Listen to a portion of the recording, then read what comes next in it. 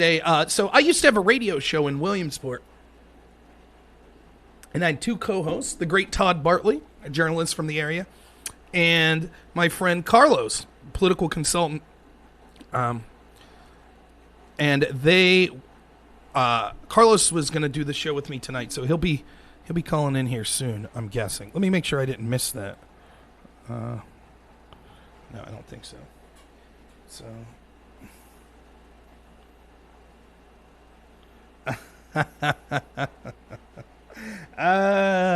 my goodness. My friend Sonsel. I talk about this a lot. There are left-wing streamers that I mightily disagree with. There we go. There's Don McClure calling in before. Don, how you doing, sir? Oh, we finally got the technology to work, Robert. How are you, brother? I'm doing great. I'm doing fantastic. I see Carlos was going to have you just call in, and then the problem with that is then we end up in the situation where I could hear you and he can't. So well, then he wins. That's right. I've been there. We did that 24-hour show, and I'm trying to half the guests could hear half, and half the guests could hear the other half, and I'm trying to I'm the only one who could hear both. It was interesting to say the least. So. We're just getting started here, but Don, you want to introduce yourself to the audience and just tell them a little about what you do? You bet. I'm Don McClure. I am the chair of the Perry County Republican Committee. Just a little north of Harrisburg is where my county is located, and I am effectively the CEO of McClure Association Consultants, a political affairs, public affairs, and public relations consulting firm in Camp Hill. See, Don, I met Don through Carlos, and he's one of those guys that actually has his finger on the pulse of what's going on with the Republicans here in Pennsylvania. That's very approachable. You don't feel like I tell people this all the time, people that aren't involved in politics, they're intimidated to go to events and stuff. It's not like that at all. Like the rally at the Rock we were just at, normally they have Civil War reenactors, food. Normally they have a band. It was raining this year, and they have a gun range where you can shoot. So yeah, that's how I met Don, through running for the 12th and through that process, and been good friends ever since. So thanks so much. Absolutely, we've had some fun. It's been great, and I know me and Carlos, we're like the peanut gallery. When we're at these events, we're giving people hard times. One candidate's person came up with stickers, and I'm just polite. I'm like, sure, I'll take a sticker. And Carlos is like, no, I haven't made my decision. I refuse to take a sticker. It's like, oh. Sometimes taking a stand means you don't take a sticker. That's right. Yeah. If only we had more people willing to refuse some stickers, we'd be in a better place. Look. Candidates will always campaign, and those of us who cast votes can make our choices. That's right, and that's one of the things I love about the rally at the Rock. It's put on by Doug McClure. What's Doug's official position? He is one of the county commissioners in Bradford County. Yeah. He's not a party official. He's just been a well-connected, loyal Republican for many years. I think he's in at least his third, if not fourth term up there, and he does a good job. He's fantastic. Very nice guy. He also ran for the 12th. Fred Keller won that election. That is correct. And that's where I met Doug, and he puts on a great event. And it's just, one of the things that I just can't get over with that event is how, if you're looking to get into politics and meet the people that will be representing you, you go to an event like that, and you're right there with them. It's not like, they're rock star. You're sitting there eating chicken with them, and I think that's a really cool idea. And that is one of the most critical advantages to having events like Rally on the Rock. And to all of your listeners and participants this evening, I'd like to stress that as we work our way through 2021 and elect these judges and move into 2022, where we are looking to take the governorship and retain a U.S. Senate seat. No doubt both of them will be pushing $100 million expenditures on both sides. And that's on the low end, I would argue. But for we who are in the conservative movement, we've got to get this right. We have got to get this nomination right. And that means that all of us who are activists and those who want to be activists need to take advantage of opportunities where we meet the candidates, evaluate them, and study them for their effectiveness on the campaign trail. Because we know these people, we will be making decisions based on advertising and not understanding the hearts, the minds, the souls, and better yet, the philosophy of these candidates. So attending something like the Rally on the Rock is that opportunity for you to truly get to know these people who are running as individuals, so that you can then in turn articulate the advantages and disadvantages of each to your own constituency, your friend base, your follower base, and we can make the right decision so that we take those 2 seats in 2022. Yeah, and I think that it's what you said is very important, because so many people ask me things like, well, what can I do to get more involved? Do I have to run for office? Running for office is great. If you could run for your local school board, I mean, whatever you think you could run for, it's great to get involved in the process. But even beyond that, in the political process, it's your job as a voter, especially if you're someone concerned about sort of a conservative movement, to get as informed as possible. And you'd be amazed. You generally, when you go vote, you think like, oh, there's 2 primary Republicans running in this primary, but oftentimes there's many more people. And even if those people, if you get to like them and they don't win, what you do is you could give your opinion, and that the person who wins ultimately, if enough people start talking about an issue, that's going to become an issue in their campaign when they run in the general. So many people, I think, just wait until that general election and say, whatever, I'm just going to vote Republican. And you're making a mistake, because you have a way to drive the direction of the party by getting involved in that primary process. Oh, you're absolutely correct. And it was one of those opportunities not long ago, back in April, where I was in front of 2 of the U.S. Senate candidates on our slate right now. And I brought forward a concern that I have. Both of those candidates now have incorporated those fundamental ideas that I offered to them in April as part of their campaigns. And this is the beauty of engagement. It doesn't mean that you necessarily run for office. It doesn't mean that you necessarily stand in the rain and hand out poll cards, although that is an underrated function of the county committees or any kind of activist.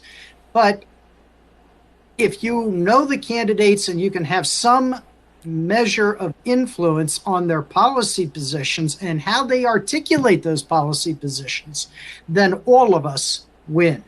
Absolutely. You mentioned, we'll talk a little about the judgeships, but in 2022, we have huge races in Pennsylvania here for the Senate and for the governorship. For those of you that are watching and not from Pennsylvania, both of these are crucially important, not just to the nationals, like with the Senate, but the governorship. Tom Wolf has been abysmal for this state, and it's really dragging our state down. One of the things I wanted to talk about in the Senate race, you mentioned about how much money it's going to be spent. John Fetterman released a map. I don't know if you saw this, where he was basically bragging to his donors about zip code locations that he'd received donations from. And the map is incredible. It's 50% of the zip codes in the United States. And that shows you the pressure that the national Democrats are putting on this election in Pennsylvania, which is all the more reason to get out there and vote Republican. I would not be surprised if we went back and took a look in 2023 at the Senate race next year in Pennsylvania and found that the Democrat money would be running maybe 10-1 outside of the state to inside of the state. Now, I'm not willing to bet that our situation with the Republican Party would be a whole lot different. But the outside money that we saw in South Carolina in the Lindsey Graham race was extraordinary. Very little of that was raised right within the state of South Carolina. And I would fully expect that we will see that model replicated in Pennsylvania next year. Yeah, it's frustrating because it's not just in Pennsylvania. Like you said, it's happening all over the country. And you then start to get a picture why a lot of our representatives, particularly at the Senate level, but also true in the House, some of these House races are crazy too. Why aren't they representing the constituents that voted for them that well? Well, who are their constituents? Is it the people in the state that they represent? Or is it their donors, which come from all over the country?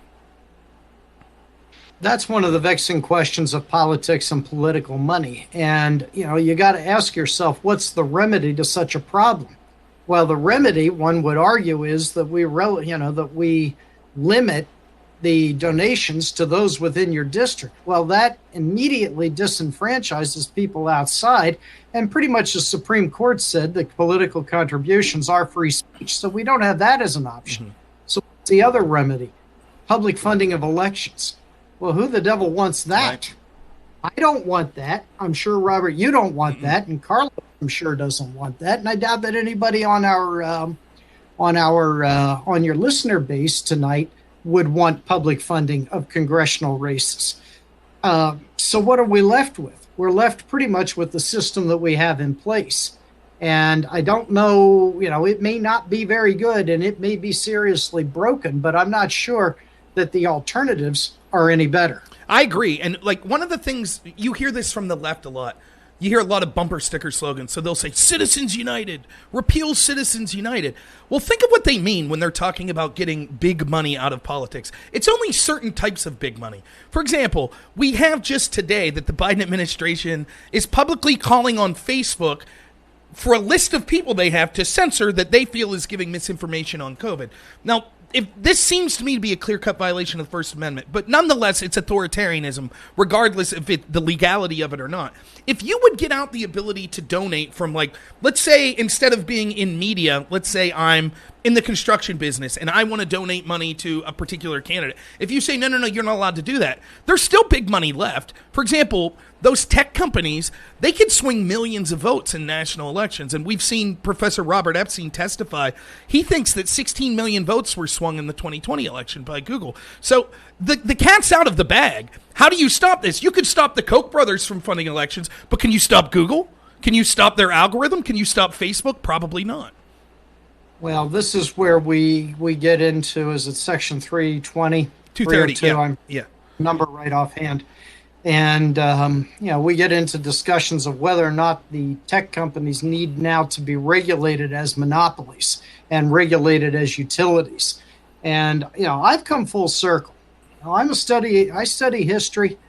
My degree work is in economics, and I know what fascism is. And that's when you have this unholy alliance between government and business. Yep. And government is telling business, you can maintain your ownership of the means of production, but we're going to tell you how you're going to behave in the marketplace. And I tell you, we're looking at a model now with the tech companies, not so much anything else. And true fascism covers all aspects, all aspects of the means of production.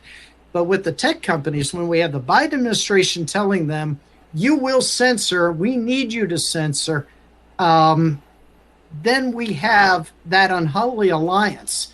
And while we Republicans are traditionally supporters of the free marketplace and business, including big business, my thought process is now we're beginning to see the dangers in the tech industry of what monopoly can do to the private citizen.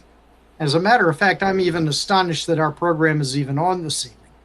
So, in the end, we need to be, I believe, as Republicans, continuing to forge a new alliance with people who recognize not only the sins of big government, but the sins of big business as we see it manifesting in the tech industry. I totally agree. And it's difficult, right? Because what brings us together as Republicans, certainly there could be disparate views on a lot of issues, but I think that one of the threads that I see that goes through almost every Republican I meet is sort of this idea of individualism, which I think is what made the United States the greatest country in the world. We kind of just want government to stay out of the way most of the time. That's what most of us want. We just want to have happy lives, the government to be there for necessities, but them to stay out of the way. So when it comes to private businesses or things like that, we're always on the side of, well, let's leave people kind of run things until they hurt other people the way they want. The problem is when you're going up against a side that wants total control, that wants to, use every dirty trick and every corporate control and media control and tech control they can, in the end, that side will win out if you keep having this battle and we keep inching further and further. So we as Republicans have to understand that, look, there comes a time and a place where the principles of we don't want the government to touch businesses and stuff sounds good, but if these businesses are being controlled by other factions of the government and they're basically kingmakers and they're getting to the ability where they can control everyone's conversation to the tune where they'll basically get to be able to choose who they want elected, we need to step in before our republic is totally ruined over that. And that is the fundamental concept behind antitrust law. I agree. Again, let's walk back about 125, maybe 140 years ago. The trusts, the monopolies of the day, were seen as grabbing way too much power, and that government would be the savior to preserve individual liberties. Conversely, there was a school of thought that felt that big government, that was a government big enough to control the monopolies, then would be big enough to take away your rights. What we have here in this current circumstance is we have big business in the tech companies. Now, again, I want to make it very clear. I am excluding, the food companies Sure. and industry and everybody else, but with the tech companies, I think what we're seeing here is this unholy alliance where the big tech companies are so closely allied with big government that now that they have blurred the lines to such an extent that one looks like the other, and that's where we need to be fearful. Because when government is telling business what to do and business is responding and trying in turn to aid some branch of government, in this case, the Biden administration and the far left, now all of a sudden they have, in my opinion, yielded their right to function independently because they've effectively sold out. And in that selling out, they are open, I believe now, for regulation and control the way we need to contain government. Yeah, and what I try to tell my more libertarian-minded friends that are still skeptical, I say this: the government's already involved, right? Like we already see them exert. It's sort of a carrot-stick approach that you see particularly the Democratic Party using. So there's this implicit threat to the tech companies every time there's a meeting on Capitol Hill with these tech CEOs where they're like, we need you to censor fake news more. And what's fake news? Well, anything they feel is contrary to a position that helps them. And they basically issue these veiled threats like, we're going to come after you and regulate you unless you do what we say. And then the carrot is, well, Section 230 is actually government intervention in the first place, because what it is it's specific exemptions given by our government to these tech companies. So in both of those cases, there's already government interference. So if you're hesitant to want the government to step in and do something because of these monopolies and their censorship of speech and stuff like that, remember, it's really just taking away the government intervention that's already occurring. That's the problem. We've given them special exemptions. We've allowed the Democrats to exert force on them. So it's not, if you're a true free market person, you should be against the status quo anyways and want some resolution from the government. Yeah, well, let's not forget Ronald Reagan in 1966 when he said, the status quo is nothing more than Latin for the mess we're in. Exactly. Right. That's great. That's a great line. Ronald Reagan was like, fantastic. He's like the Yogi Berra of politics. Like everything he says, like is but articulate. Oh yeah, very. Yeah. So, but So that was an issue I was actually interested to talk. So at the event we were at, the Rally on the Rock, there were, oh man, I didn't do a real tally. 4 candidates for Senate and 5 for governor. Was that the final? It was somewhere along that line. That were there. Yes, somewhere in that neighborhood, yes. And so I got to talk to a handful, and I know you were talking to people, and that's one issue that I think the 2 big issues that I really heard in my circles being talked about was that sort of censorship, what to do with the tech industry, and then with election security. And there was a lot of talk about election security, which I was happy to hear. Agreed. My experience is that indeed at the rally and in previous discussions, election integrity is high on the list, but right along with it is response to COVID. Mm-hmm. The government overreach that we've seen across the United States, and how states like Florida and Texas, with Governor Abbott in Texas and DeSantis in Florida, have done very well, whereas we here in Pennsylvania, under Governor Wolf, and the situation with Cuomo in New York and Whitmer in Michigan, have been effectively economic disasters. Yeah, I mean, we've seen one of the... go ahead. I was just going to say that has been one of the overriding themes. And I tell you, a sleeper issue in this whole Senate race and gubernatorial race, I think, moving forward, is how are we going to treat Pennsylvania's natural gas industry? Yeah, I don't come from a gas-producing county. Perry County is just outside of the Marcellus shale fields. You got to drive easily, I got to quick calculate here, about 75 miles before you're into, you will find your first well in northern Center County. Yep. All right. or in Lycoming County, as the case would be. But I think that the ramifications of developing natural gas in Pennsylvania, both as an international matter and a matter of national and international security, along with an economic development component that we all know well, could very well be an important issue moving forward, particularly if this economy overheats and then is crashed by the Fed or the Biden administration. Yeah, I totally agree. And it's not just like Pennsylvania. I'm biased. I've lived in Pennsylvania my whole life. I think it's beautiful. I think our natural resources, our environment, it's some of the best landscape in the country. So Carlos is coming on. Give me a second. As far as I'm concerned, but yeah, it's incredibly frustrating to see all these wonderful natural resources, and particularly natural gas and things like that we could see are cleaner forms of energy. Than the irony is, we stop production of natural gas because of Democrats in this country or clean fossil fuels, which then encourages places like Russia to develop dirtier versions of those same fossil fuels, which they then export to the rest of the world, thereby creating more emissions. So the only thing that we get to feel good saying, oh, great, we don't have this pipeline in the United States. Oh, we stopped drilling in, Pennsylvania. But in reality, we still suffer any negative effects of this type of energy because we just outsource it to the rest of the world that doesn't have as strict as regulations as we have.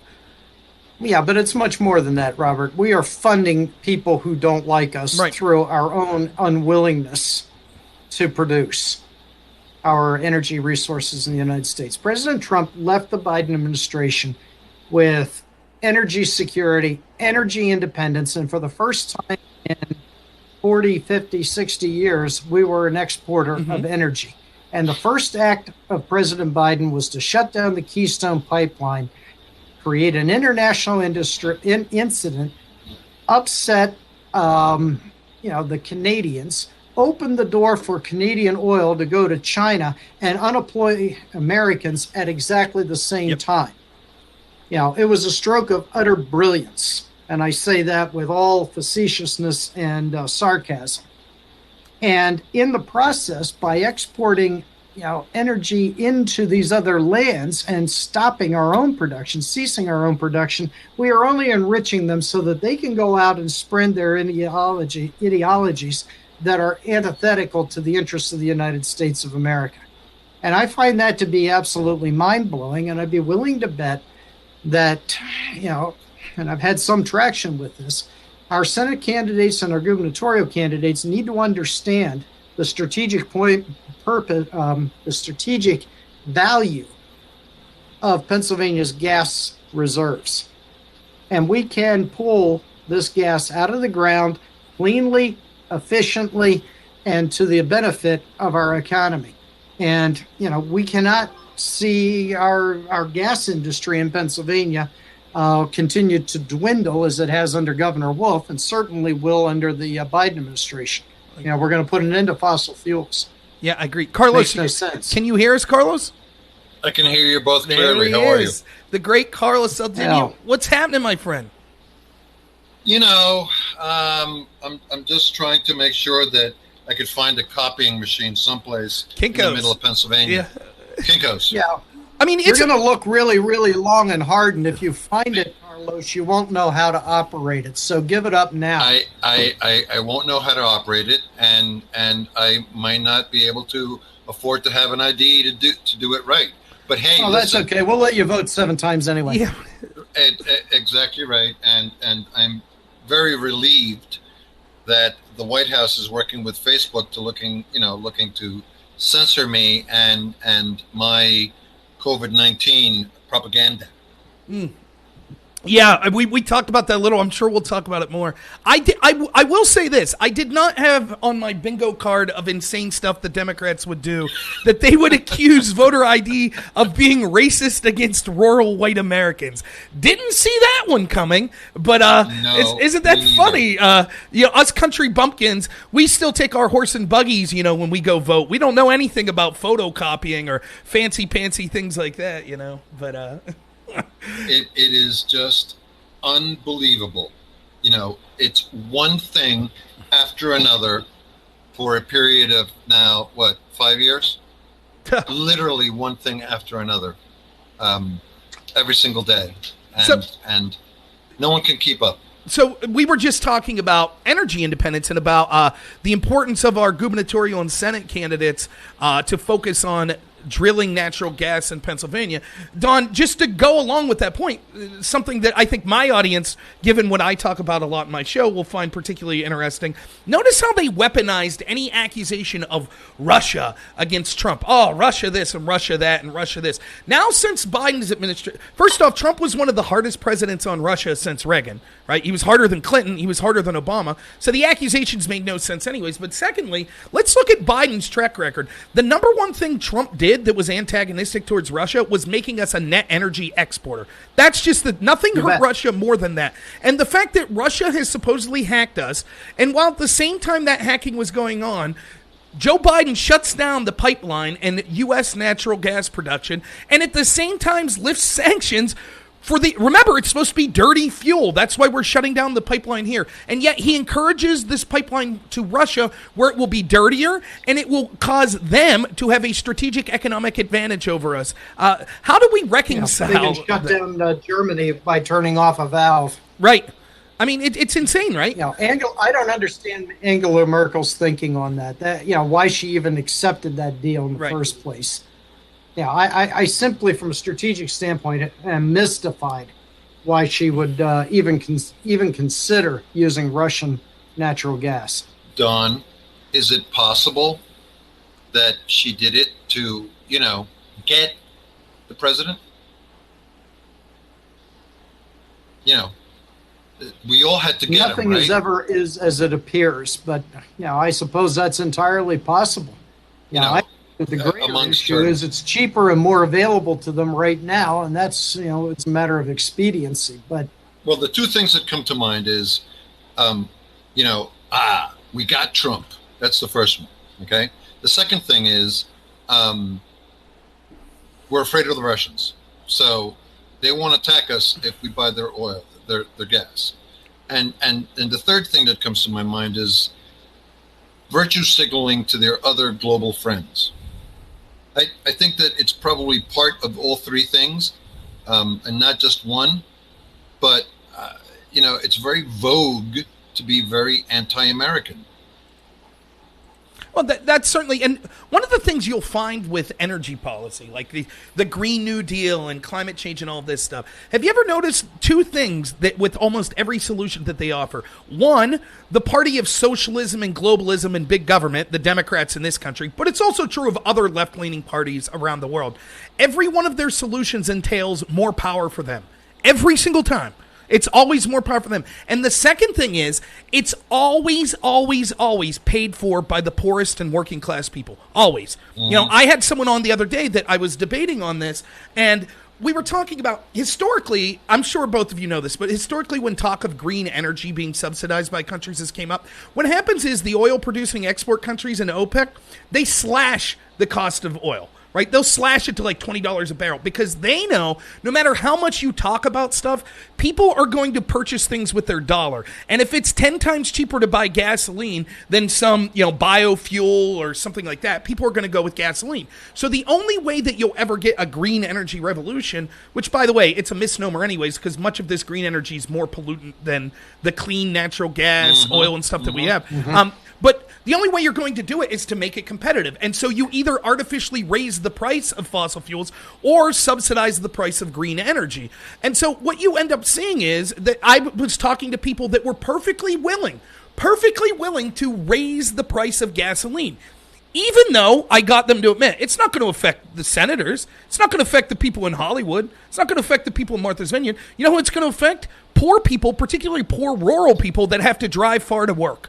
Those are the people that will be hardest hit. They don't care. They're more than happy to say, as long as it means more power for my political side, and as long as I'm not really hurt by it, who cares if poor people, have to pay more? And the irony is, all of their positions collapse when you see these disparate groups of, identity politics that they play and how their positions pit them against each other. So now in the name of solving the environment because it's racist or something, we're actually going to make poor people and poor people of color be the ones that have to foot the bill. It's insanity.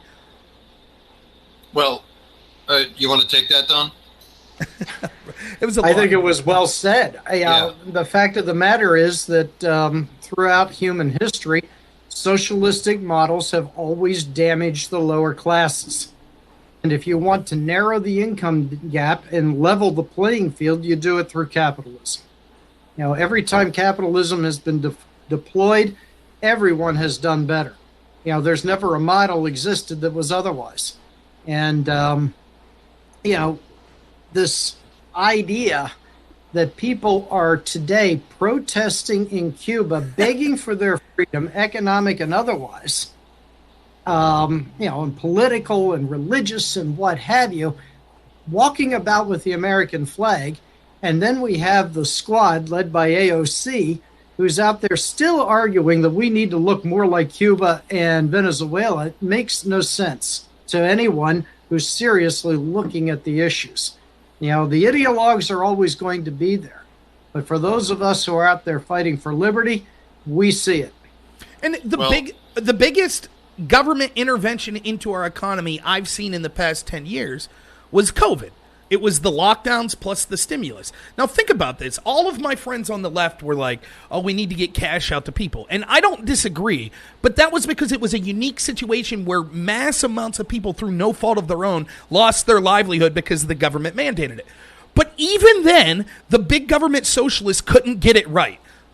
All they had to do was have a one-page bill that said each person will get X amount of dollars. Instead, it was these 1,000-page bills that ended up being one of the largest transfers of wealth from the poor and working class to the upper class. And this is just, for me, it's just an excellent window into what socialism really is. They sell it to you saying, we're going to help the poorest people. But every time it's done, it's the poorest people that are the most affected. Now, I don't mean that we can't have any government programs. I'm not saying that, right? I understand there's a need for an amount of safety nets and things like that. But massive government intervention into the economy, we saw how it worked with COVID. How'd that work? How are the people that you know that are working class in your livelihood? Are they doing good right now? Because I don't see that.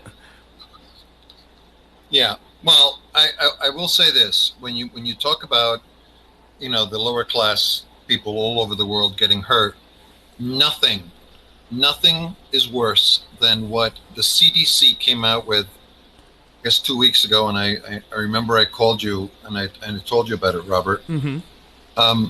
Don, they estimate that 80 million people will die of starvation because of the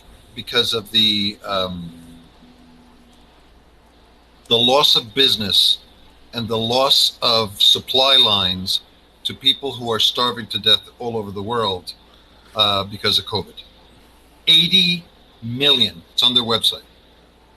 I mean, how many did we lose because of COVID? 1 million worldwide, Robert? I think it's 2 million is the estimate. It's over 2 million. But this is 80 million. That would be more. Well, and I mean, it's something that I said about Tom Wolf, our governor here from the get-go. I was saying it and Don, this is something that I wanted to ask you. Carlos and me had the radio show, and we were publicly out against these lockdowns, and I know a great many of people were. But when it came to our elected leaders, even in the Republican Party, I felt let down. I felt that there were a small handful that were trying to take positions of leadership here in Pennsylvania, but so many I felt went along to get along, and they kind of stepped back until other people took the lead. And that's the question I have for you. I feel like on that issue and on issues like the race issue with Black Lives Matter, Governor Wolf saying there's 2 Pennsylvanias, one for whites and one for blacks. I'd like to see the Republicans we support go on the offense more and defend our constituents and defend our freedoms as opposed to waiting until they think it's politically popular. Not to be facetious, what's your question? Yeah. I agree. I agree completely on that. Now, on the broader concept that we don't have a clear, concise message, and something that I've been arguing about for some time, and programs like yours help all of us sharpen the message and carry the banner. But I used to teach college. For about 13 years, I was in the classroom as an adjunct professor. And I used to tell students that what we have in America are two parties. One of the absolute worst ideas of humanity and one with no guts. Yeah. That's effectively what we have right now. Now, why do I stay in the game if I feel that way? Well, it's really simple. 43 years I've been involved in the political process. I'm 60 years old. I know my hair doesn't indicates otherwise. It's too long, but I don't know. I'm product of the 70s. Kind of like hippie. Carlos in that regard. But the greater issue You're friggin' is... hippie. That's all. Yeah, I guess. But all things considered, I stay in the game because when you walk off the playing field, the other side wins twice. Right. You can't walk away.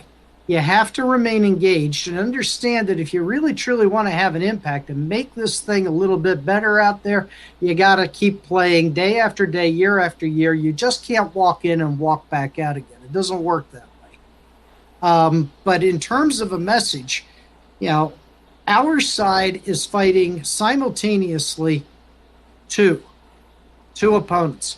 We're fighting the mass mainstream media right along with the philosophy of the Democrat Party and the left. And our side has not figured out yet and done a very poor job of figuring out how to fight a war on two fronts. I agree. That's what we're effectively doing. We're fighting a war on two fronts. And with the exception of talk radio, the Epoch Times, and an occasional website that's allowed to stay up when Google chooses, we have only that platform to counter. So we need to fight differently and smarter and come up with some better ideas. And I really believe that it starts at the local level now. I totally agree. And one of the things I say to people is, it seems bleak sometimes, but there's reason for optimism. Let me give some reasons for optimism. Huge reasons for optimism. Right. Here's two that I have, and I'm sure you two could come up with a lot more too. The first is, you don't even need to have ideas that are that great. Why? Because you have the good fortune of the Democrat Party having the worst ideas. Like, the worst. Their ideas are so bad. Worst ideas of humanity. That's right. Their ideas are so bad, it relies on censorship and control of the narrative. Because if the ideas were put on an equal playing field, they would be crushed. The average person, even a left-leaning person, will not accept many of the extreme policies. And you can see it how the Democrats have to lie. Now they're out there saying, oh, we were never for defund the police. Yes, you were. And now the polling shows that it's massively unpopular, even with the people that you claim you're trying to help, inner city blacks. They're the ones who have to live with the consequence. It's not the senators. It's not the people in Washington that have to live with the consequences of defunding the police. It's the people in these communities. And so that's one reason for optimism. Their ideas are so bad. The other reason is this. If you are willing to stand up to them and tell the emperor it has no clothes, they have no power over you. If you're not worried, I think so many Republicans still look at the mainstream media like, oh, they're cool. I'd like to hang out with Anderson Cooper and Jake Tapper. I know they're going to push back on me more than Democrats, but we'll hang out afterwards. No, stop that. They are not journalists. They are propagandists that are there to bury you and your constituents. That's what they are. And if you stand up like Ron DeSantis did with his 60 Minutes hit piece and just go, no, I don't care. This is clearly garbage. I'm going to call it out in front of everyone. You see the effect they have on them. You see someone like Tucker Carlson. They try to cancel him every day. He just says, no, you have no power over me. And so many people are afraid to speak. And look, it's easier said than done. I've dealt with it. I've had my employment contacted saying I'm a horrible person. But you have to just be willing to say, I know who I am as a person. I'm not I'm not a racist. I'm not a Nazi. I'm not a bigot, and I'm not going to let those accusations have power because it's totally meaningless. And I know who I am. And once you do that, they have no power over you. So between those two things, if you are a person of character that has conservative principles, there are great reasons to be optimistic, including many more that I'm sure, both of you could come up with. Let me throw something out on that. I want to get back for a moment, if I may, to the reasons for optimism. But I'd like to explain to the listeners tonight, those that are on this program, how essential it is to follow up on your point, Robert, of knowing who you are. Now, this is something that Carlos has preached and preached and preached with me and in other audiences. But now more than ever, we need to know what our basis is. What are our political foundations as conservatives? And we need to be able to articulate them. Modern conservatism walks back to the days of John Locke and then is manifested in the Declaration of Independence.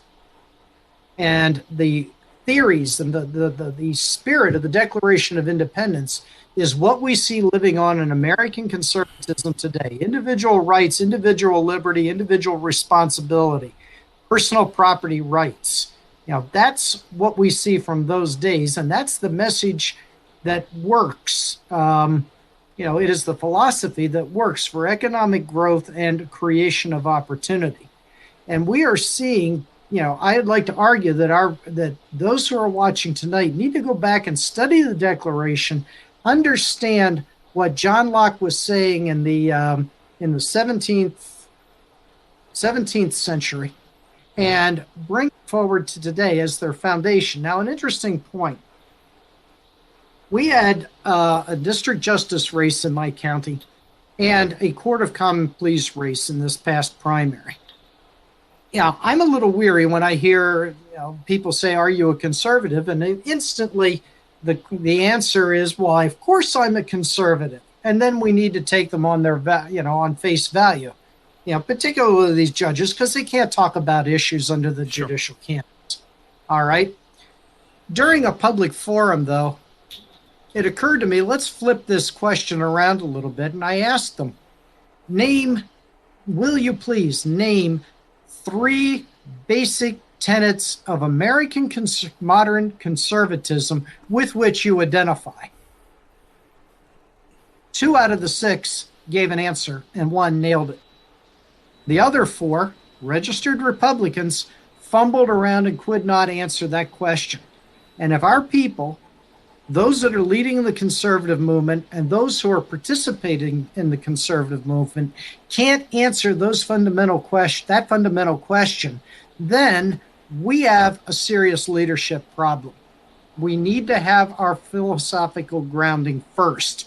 And when we have our philosophical grounding, then we have safety in numbers, and then we begin to see what's emerging in Loudoun County, Virginia, where people are standing up in numbers saying, we're not going to allow this school board to continue to spew nonsense to our children. And that movement can spread.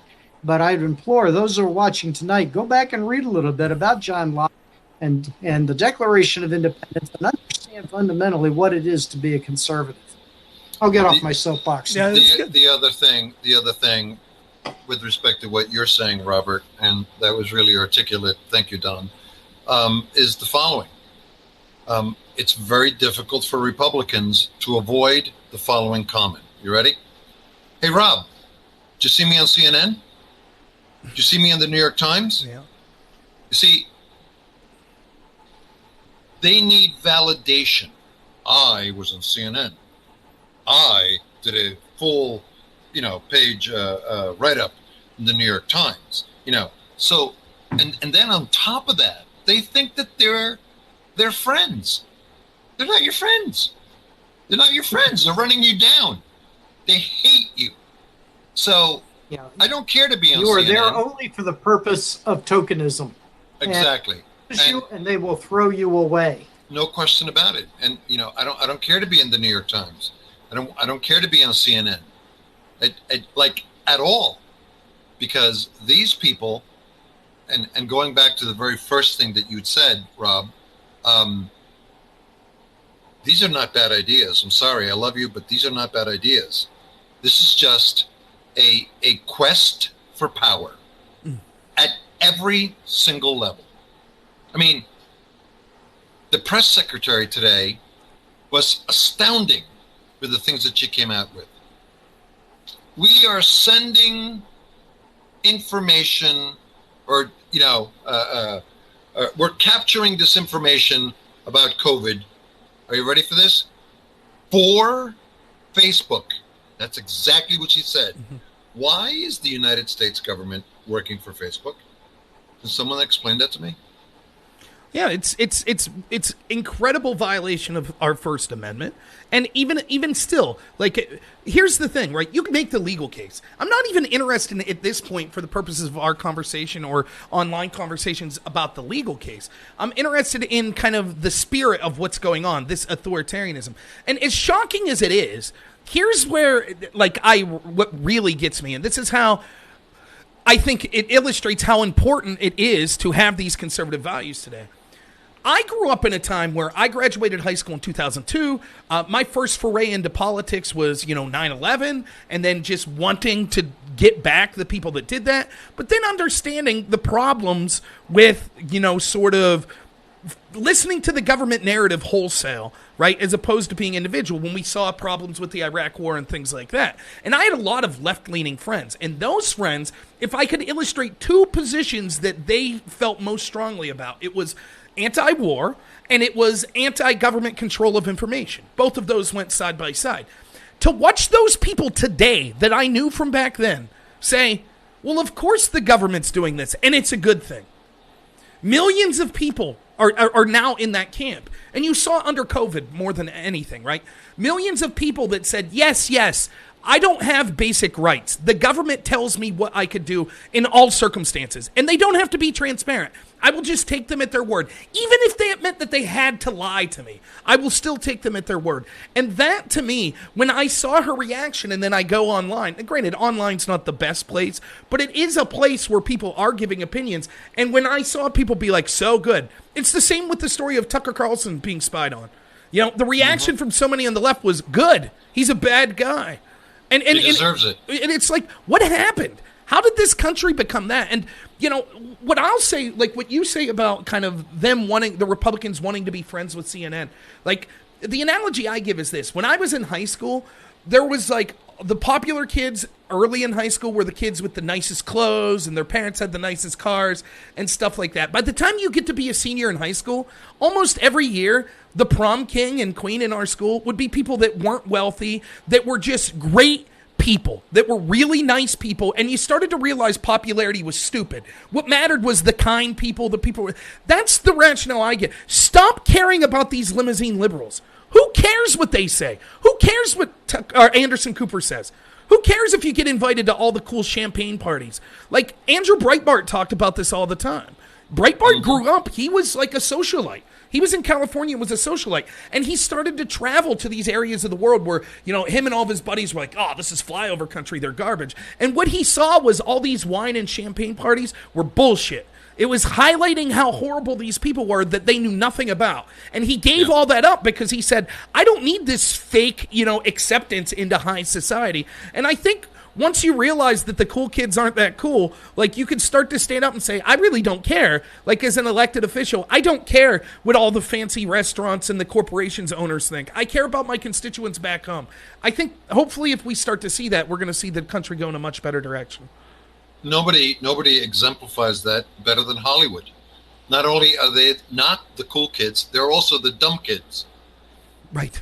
Well, that's it. And not only that. Here, raise your hand if you take your foreign policy from Meryl Streep. Raise your hand. I'm a Susan Sarandon, person myself. Oh yeah. Well, it's just nonsense. Did you talk to Don about the voter curing yet? No. Please go ahead. I'm going to head to the restroom real quick, but go ahead. You can talk to him about it. I'll be right back. Okay. So, we got into a conversation this week regarding what's happening in Georgia and what's happening in Arizona and what's possibly going to happen in Pennsylvania and very likely what's going to happen in Nevada with respect to these forensic audits. And the conversation that I was having with Don was that he was explaining. I laid down a very simple question. I said, Don, if Georgia and Pennsylvania and Arizona and Nevada come back showing that the president won, what happens next? And I would like to see if you could rehash that, Don, and then roll into what voter curing means, at least in the state of Pennsylvania, and what your experience was regarding the emails that you got the night before Election Day. Yeah. Well, let's suppose the ballot audits, the election audits in those states, say with Georgia and Arizona, and if there would be one in Wisconsin and Michigan and Pennsylvania, and there will not be one in Pennsylvania, I don't think at this point. I find it amazing that if it would occur, if it would show somehow or another Trump won those states, nothing happens. The Supreme Court has already made it very clear that they want to deal with election issues prospectively, not retrospectively. Right. If they wanted to deal with the election of 2020 retrospectively, they probably would have heard either the Kelly case or the Texas case, one man's opinion. But, I don't think with the audits anything happens other than it changes the political narrative about the validity of the election integrity legislation that is passing in these multiple states, particularly Republican states. And I'll add as an aside, I'm a little bit concerned that the only states that are concerned really about election integrity are our own. Are we painting ourselves into a corner? Rhetorical question. Right. I have two things on this topic to talk. The first is along with what you're saying, and Carlos told me about this conversation you had with you. I was reading, I think it was Mike Cernovich said, he was shocked that Trump's team hadn't had lawsuits prepared before the election was over, because almost every Absolutely. national team, even in a year where we don't have massive changes to election laws, they're always prepared for lawsuits just in case. You set the groundwork before the election, and then if there's shenanigans, you're ready to go. You're ready to get off the ground immediately. And Trump's team didn't have failure on the campaign side. Yeah, and I see the same in Pennsylvania with the Act 77 stuff. I think that was the name of it, right? And it was like there was this kind of we're kind of putting up some resistance to this. And you can ask Carlos, I called it. When I saw that the law was passed that said signatures do not have to match voter registration, I was like, Trump just lost Pennsylvania. Right? Well, that's not a law. That was just a dictate from the State a decree from that King was Wolf. One of the multiple right. election integrity problems that we had. And here's a point that I want to make very clear for everyone who's listening. I'm critical of the Trump campaign, and to a certain extent, Donald Trump as well, for characterizing what happened in 2020 as being exclusively an election fraud issue. Now, hear me out on this point. To me, election fraud by definition means dead people are voting. And it's true enough that a 123-year-old woman voted absentee in Philadelphia.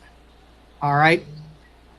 But that's one vote out of what was supposed to be about 80,000.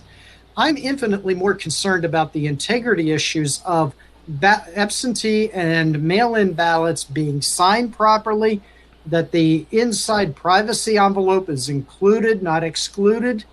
I'm infinitely more concerned about the 10,000 ballots that were cast after Election Day, and I'm concerned about this ballot curing thing that Carlos and I were talking about earlier this week. Those are integrity issues, but listeners tonight need to understand that ballots that came in, for example, after Election Day, those some 10,500, 10,600 of them, were thrown into a big bin and counted right along with all those that were cast on Election Day or were submitted legitimately. Which was against what SCOTUS said. Extracting them and figuring out which ones were questionable and which ones were not. And as a result, you have this primordial soup out there where you cannot draw any definition or any conclusion. We have no idea out of that 10,600 how many of them were Biden votes. We don't know if they were all Biden votes. We don't know if they were all Trump votes or somewhere in between. We just know they were there. And the fact that they were even allowed to be counted, though, is seriously problematic because that was not the law. Now, Carlos, do you want me to get into the ballot curing thing? I do, but I also want you to remember that it was expressly against what the Supreme Court of the United States ordered Pennsylvania to do. not put those ballots after the election. And Put then in the separately, U.S. Supremes and they didn't didn't back it up. separate them.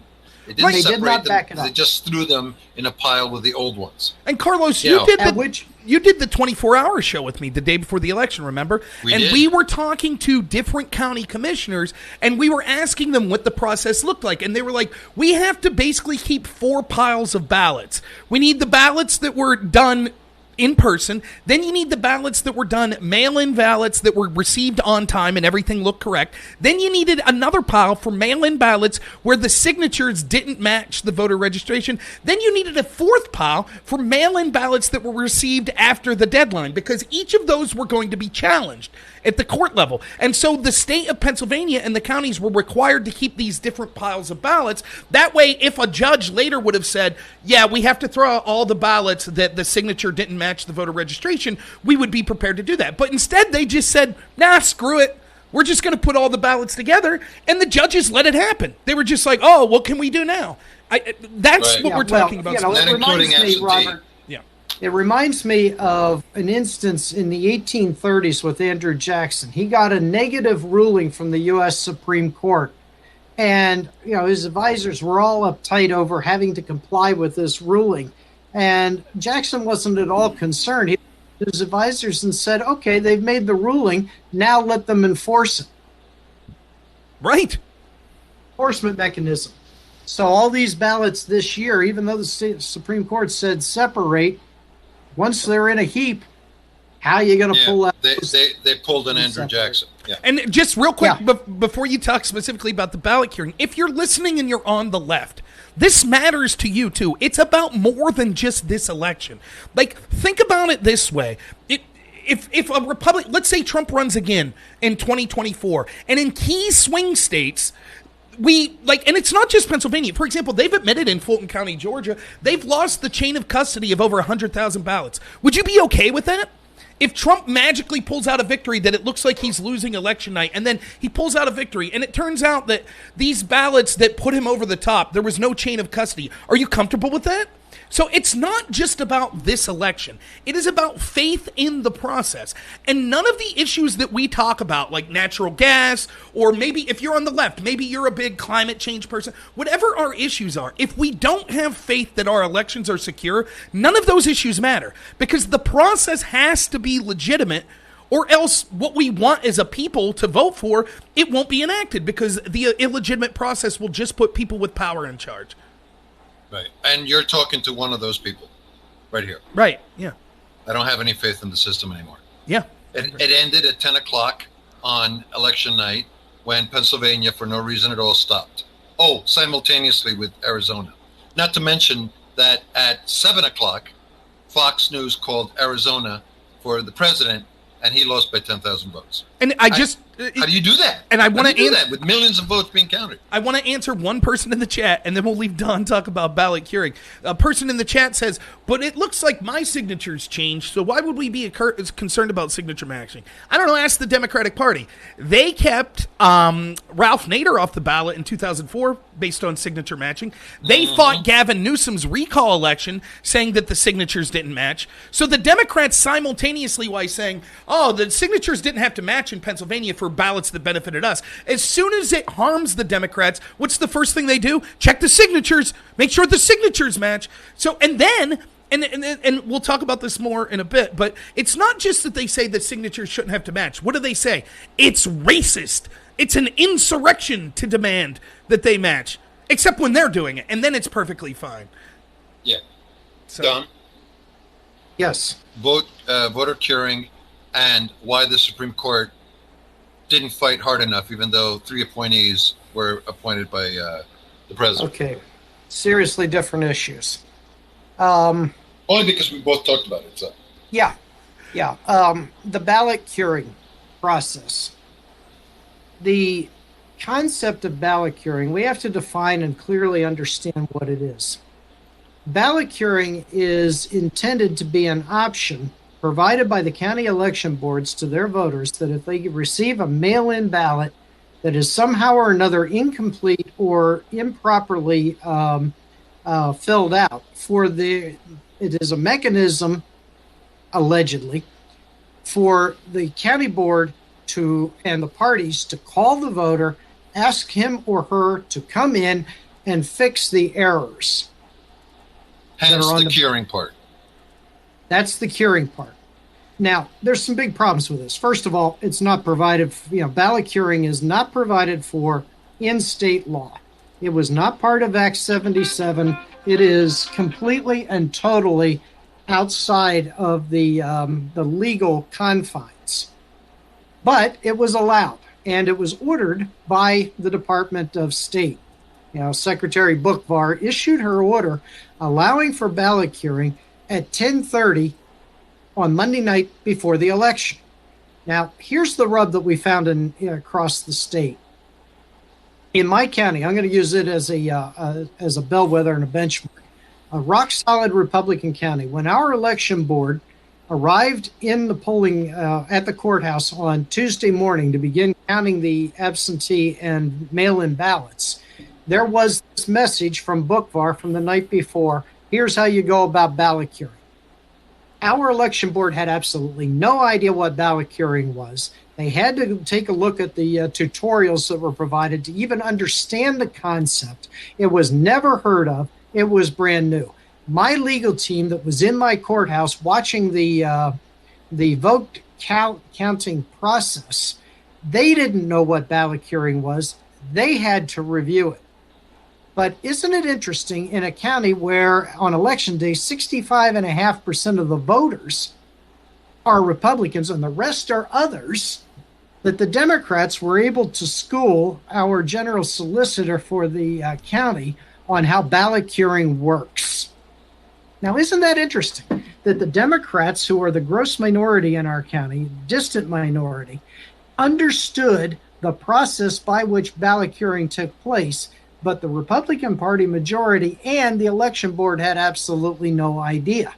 Here's what we've come to learn, is that the whole ballot curing concept was released to Democrat counties well in advance.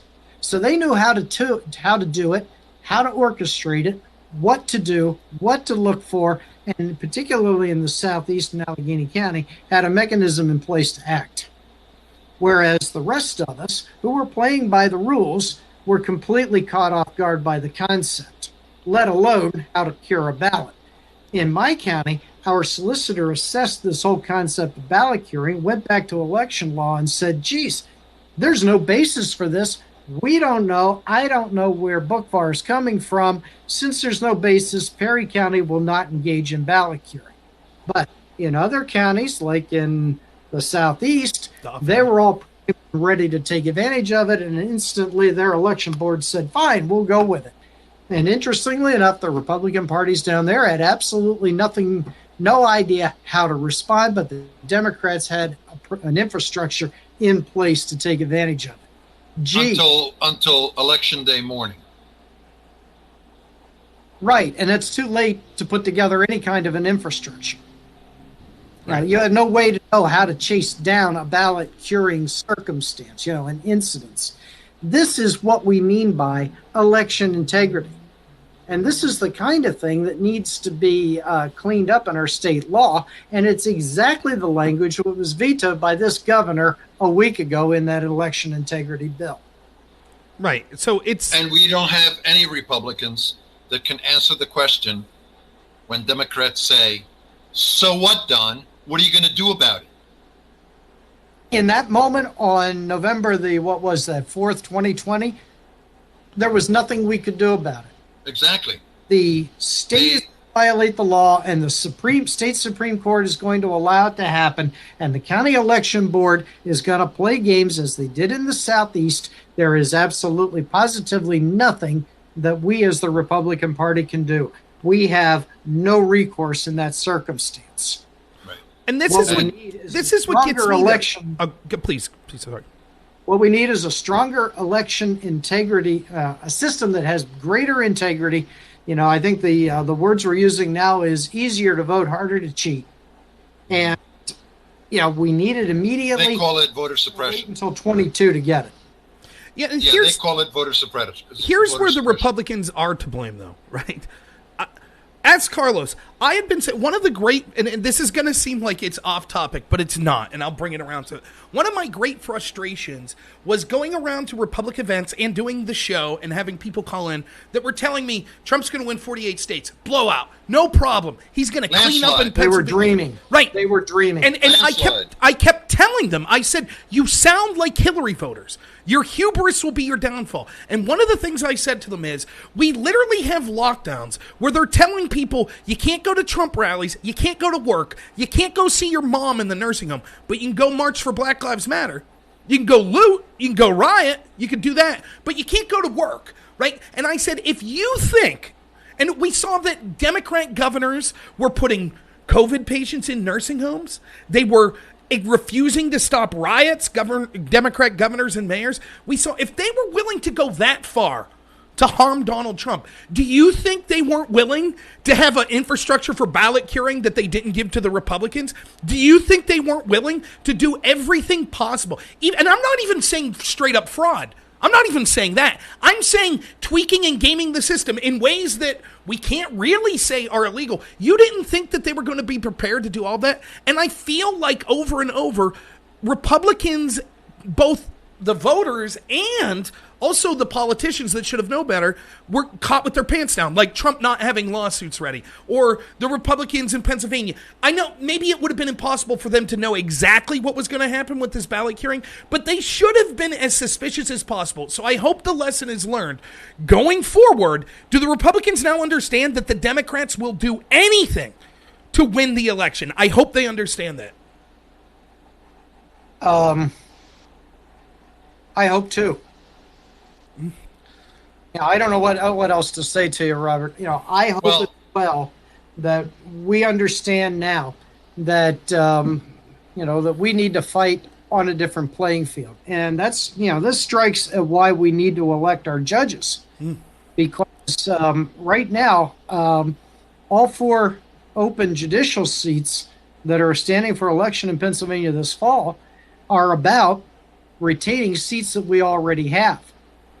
It's not about picking anything up. We want to retain what we have. But, we need to have a strong judiciary that's willing to stand up. And that means that we can't lose the traction that we already have. So we've got to elect Brobson and Drew Crompton and Stacey Wallace and Megan Wallace. So this would be a very good time for you to talk about our discussion regarding the Supreme Court and Donald Trump and his expectation of them doing something to kind of save the day with respect to the election. Can you talk about that? Sure. Especially like the juxtaposition of the 4 years to 40 days. That was beautiful. Well, I like the rest of the conservative movement and those that work inside of Republican politics. I was appalled that the U.S. Supreme Court would not hear the Kelly case from Congressman Mike Kelly, that they would not entertain the Texas case, and they threw them out on effectively standing issues in the case of the Texas case. And I think we all need to understand that when a court doesn't want to make a decision or they want to punt, then standing is the best place to go to claim, to take a pass. But, I was trying to understand why it would be that the U.S. Supreme Court wouldn't intervene. And then I started to look at those who voted in favor of, not hearing either of the cases. Now, people need to remember it was 7-2. The 2 people who wanted to hear the case were Justice Alito and Justice Thomas. All the rest of them took a walk. Well, you have 3 that are for Democrat liberal appointees. They weren't going to vote vote to hear those cases anyway, because it would risk Biden's election. We all know that Roberts is not a conservative. He is not, he is the Earl Warren of our time. So we can take Roberts off the table. Now we're down to a 5-4. So what about the other 3? What are they up against? all of them were Trump appointees. That, the three that voted against us, Gorsuch, Kavanaugh, and Barrett. And I was thinking, why on earth would they turn their back on the guy who appointed them? And it suddenly occurred to me, of course they would. Because now they are confronted with an incredible choice. Do they give up or do they overturn the presidential election for a guy who's going to be around for 4 more years or 40 days? Versus, are they going to protect their legacy for the next 35 years? So they effectively, like the scales of justice, were sitting in a position where they had to decide, do I want to support President Trump, who's going to be around for no more than 4 years, or am I going to vote for my legacy? Pick. And legacy versus Trump. Am I going to be forever known as the Trump lackey, or am I going to be known as the independent conservative on the court? Yeah. They chose, I believe, being the independent conservative. And have you noticed something?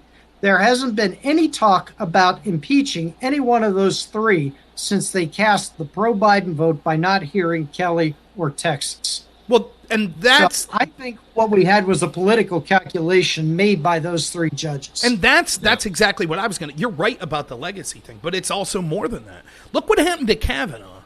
You don't think they're willing to do that to any justice that they think, or like at this point, I don't want to get too long-winded with this speech. The Democrats are all in on this, right? They're all in. There can't be. We were talking about. You were mentioning earlier about like, what does it mean if we don't have integrity, right? Here's the problem with the Democrats. They didn't just say, you know what? Yeah, we massively changed election laws. There's going to be things that fall through the cracks. We should look at it, but clearly there's not evidence that the election was false, that the wrong person won. Okay, we could see. As long as we're looking at it, that's the important part. Of course, I expect Biden supporters to say, no, he won. No problem. The important thing is to make sure that it was legitimate. That's the important part, right? But they didn't say that. They said it's the most secure. It's the most secure election ever. There were no problems. And to suggest there were problems is racist and an insurrection. So now there can't be any problems. There can't be any problems that are substantial, even if it wouldn't shift the state.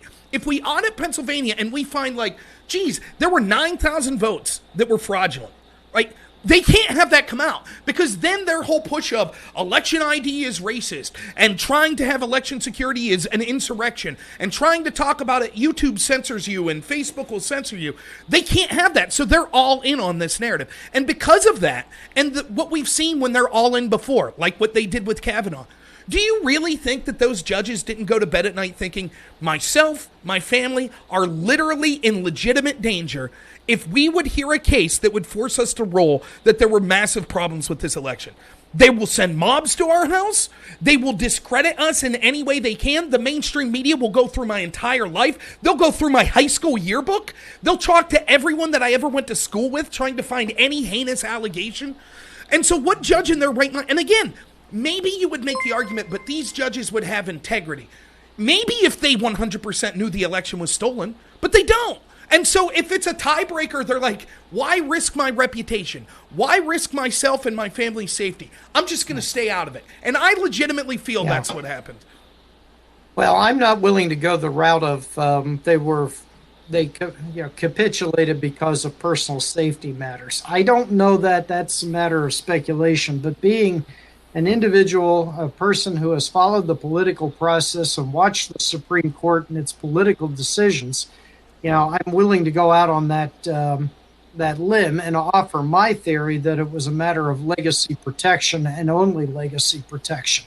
But I do find it interesting, in retrospect, that all the talk about impeaching them, as I said a few minutes ago, has completely and totally evaporated. We don't hear anything about impeaching Coney Barrett. We don't hear anything about impeaching Kavanaugh. If you remember, the promises were that as soon as we got the U.S. Senate, we Democrats are going to impeach these judges. We're going to get rid of them, and we won't even have to pack the court because they're going to be gone. We'll have our own people.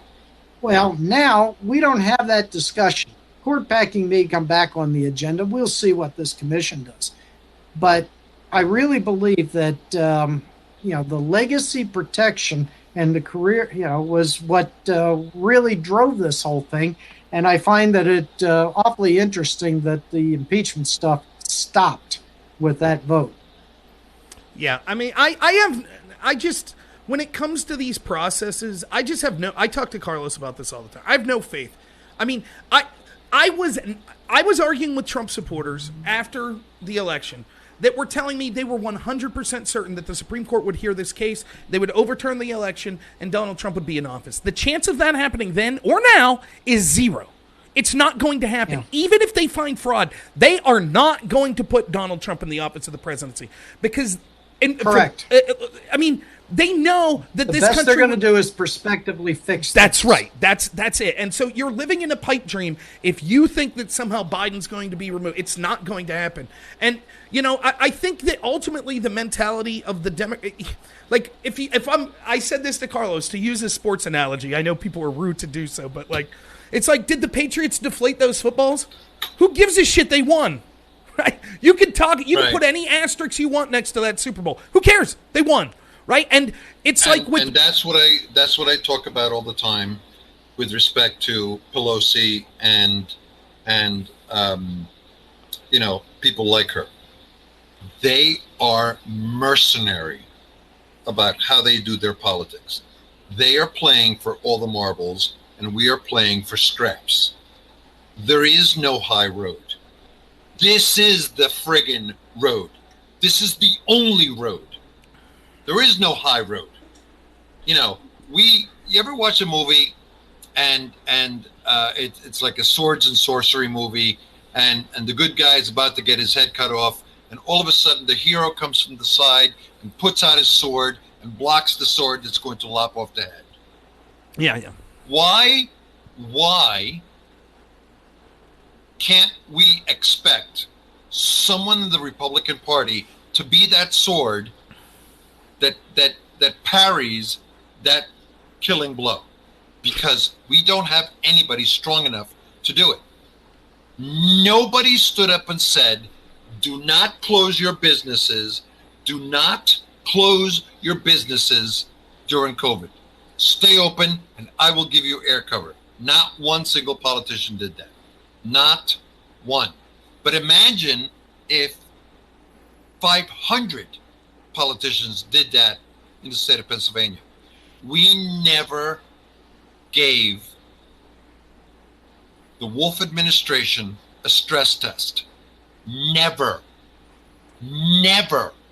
How can that be?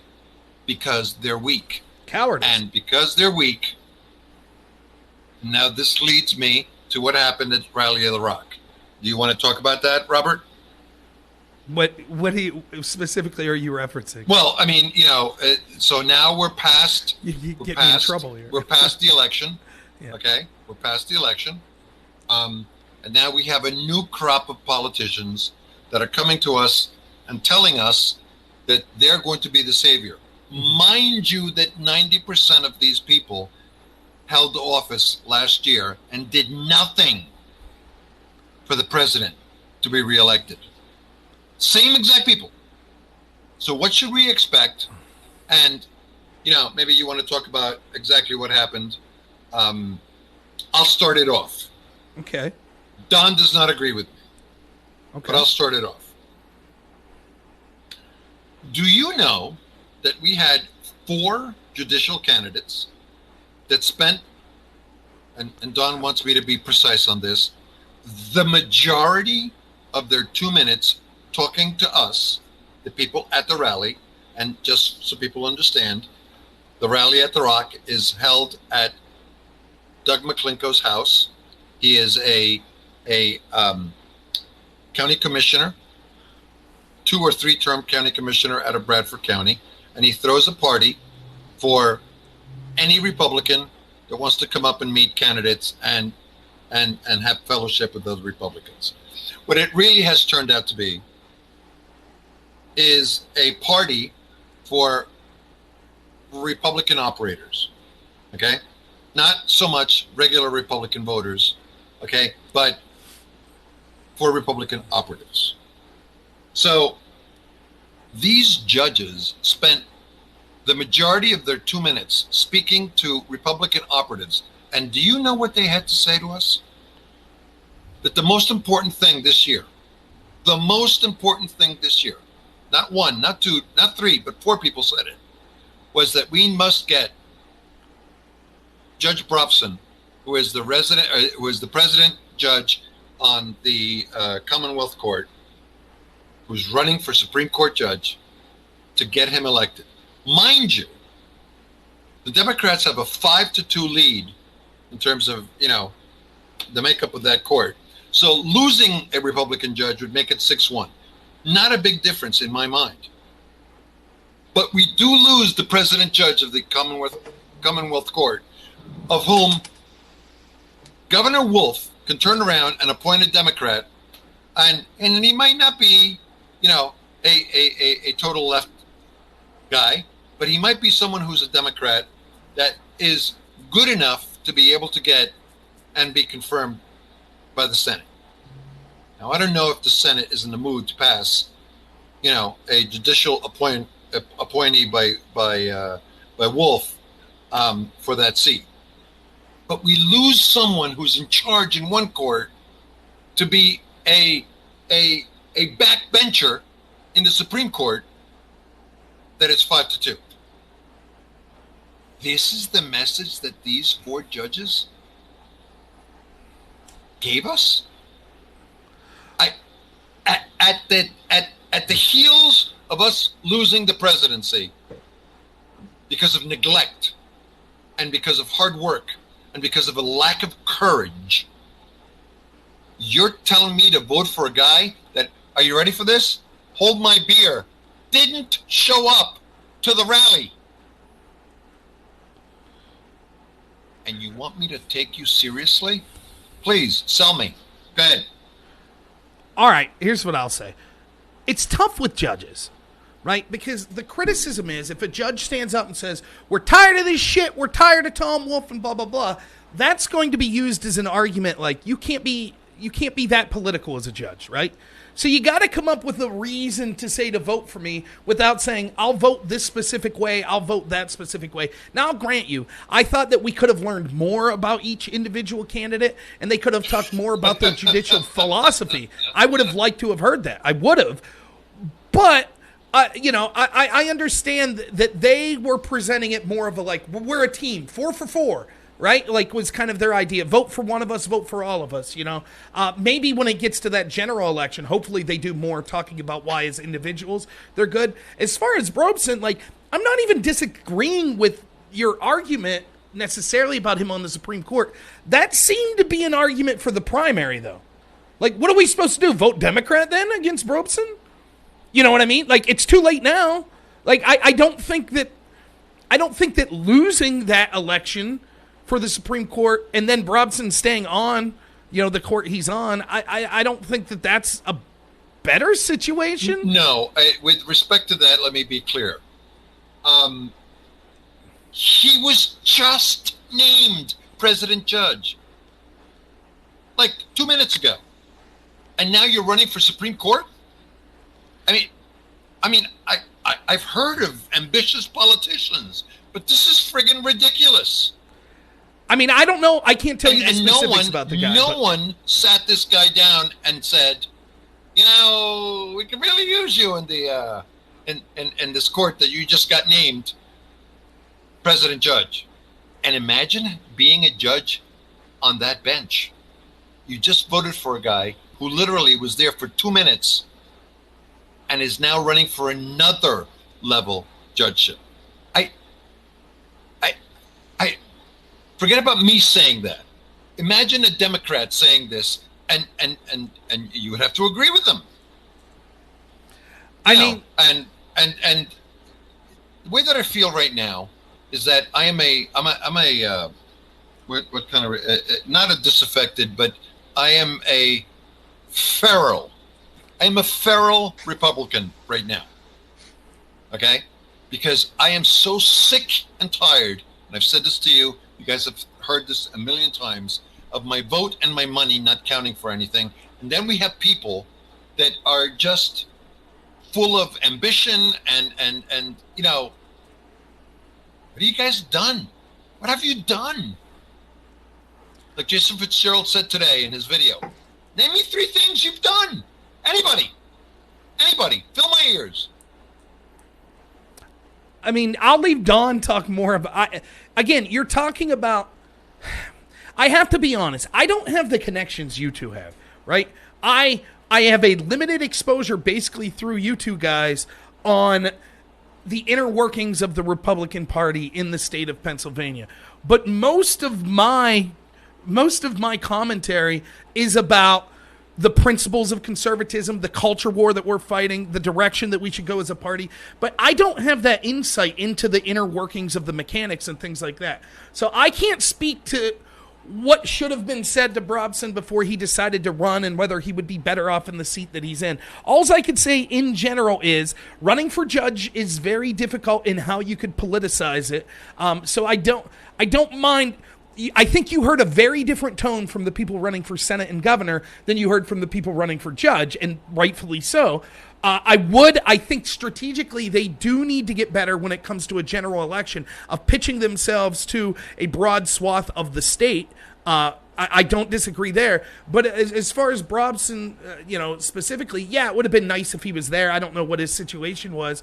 But, too little too late, I guess, at this point. He's the nominee. So, I mean, what are you going to do? Not to mention that they should also learn how to dress like judges. But I digress. Go ahead, Don. Yeah. Well, let's look at several things here. All right. Yes, indeed. There are multiple points of disagreement between Carlos and me on this point. So, if news comes from conflict, maybe this is, an hour and a half into this program, maybe this is the source of news. But, first of all, in terms of the appointment process, right now, the relationship between the state Senate and the governor's office is so poisonous that most nominees are not getting through. Virtually nothing is getting through other than the bare minimum. So I don't think that we have anything to risk about Brobson being elected to the Supreme Court and creating a vacancy that would be filled by a Democrat. I don't see that happening at all. As a matter of fact, the last vacancy on the Commonwealth Court that was created by a resignation or a departure, I guess is a better way to put it, was filled by Drew Crompton, a Republican appointed by the governor, Democrat governor. So I'm not altogether sure that that's a real risk. I think that the more likelihood, or the greater likelihood, is that seat will remain vacant during the balance of the term, then to be filled in the general election. Now, the idea that Kevin Brobson was appointed to the as the president judge, let's remember that is after a 10-year plus 12-year tenure on the Commonwealth Court. So while it is true that he was elected by his peers to be president judge in January, the fact is he'd been around a long time and had issued a number of real conservative rulings. Number 3, particularly on gun rights. Now, third point. Is there a difference between 6-1 and 5-2? For any decision on the state Supreme Court for the next 2 years, the answer is no. There isn't a whole lot of difference. We need to accept that at the state Supreme Court, they are an inherently leftist body that is going to vote whatever the governor wants, or if the governor isn't providing direction, is going to follow their far left leanings. That's a fait accompli. That's what's going to happen, whether we're at 6-1 or 5-2 Democrat on that court. But here's where it matters, folks. If we're able to retain 5-2 in 23 when Max Baer retires, now we have the opportunity for 4-3. And then we would have potentially an opportunity to take that majority back in 25, less than 4 years from now. This election is about positioning the conservative movement to securing a majority sometime maybe 4 years out. But if we lose this seat, the opportunity to secure the majority on the state Supreme Court and fill it with those kinds of judges who will rule the way they ought to, it's going to become exponentially difficult and far less likely. So it is essential, as a matter of setup for the future that we elect Kevin Brobson this year? I have three things to say. Well, they're not valid. Stop. Reconciling Brobson, because he had a 10-year term, has nothing to do with him. If I was a judge, explaining to me why I voted for him, and 2 minutes later he's running for another office. That's my big point. Well, you didn't. You voted for him in 2009, and his retention in 19. But so it's not a matter of voting for him and then turning around and voting again. No, but what I'm trying to say to you is that I just voted for you as a judge, not as a voter, as a judge, for you to be president judge, and now you're leaving. I need a good reason. The voter didn't make that vote. It was the Commonwealth Court. I'm saying, as a judge, I'd be pissed. Number two, there isn't a corporate case he never found against. He loves corporations. Okay? That's a little dangerous after what we know about, corporate malfeasance. And the third thing is, appointing Crompton, to me, is not a real valid reason to expect that the governor is going to do something that is going to not benefit him. But I do get your point. We disagree on this, but it's not with a hard edge. You want to go and talk about the Senate candidates, Robert? Sure. So one of the things that, in general, both I guess with the governorship and the Senate, but one of the things that I think is important is we do want to make sure that whoever we're picking, thanks by the way to everyone following and subscribing, I appreciate it. We do want to make sure that we're picking people that ideologically would be the best, but I also think that there's stylistic choices that are important. And when you're at an event like that, to me, that leaves me because you're comfortable there, right? So, for example, if I go speak at the Rally on the Rock, I know there's going to be a bunch of like-minded people there. And so it's easy to be yourself more. And I think that you could see a lot of who people are. That's why I could say that, the few people that did try to approach every single person there, and, the person that comes to mind when I say this is Carla Sands. She tried to talk to every individual there, not just people she thought maybe could help them out because they had, a voice that could help them, but just like we watched, didn't we, Carlos? We sat there and watched, and we were impressed by her. I thought that she answered some good questions about the issues I thought were important, like corruption. And I was also impressed with her kind of getting out there. I think that sort of mentality is what it's going to take to win a general election. Did anything stand out to you like that, Don? To me? Yeah. Oh, not saying you have to say someone specific, but like that sort of mentality. Well, I'm somewhat handicapped in that I've met all of these people and have gotten to know them before the Rally on the Rock. So I didn't come in looking for my first exposure to them. My general assessment on, and I don't mind naming names. Jeff Bartos is incredibly polished. He's going to have the ability to raise money. He certainly has been a party stalwart, and I believe his heart is in the right place. If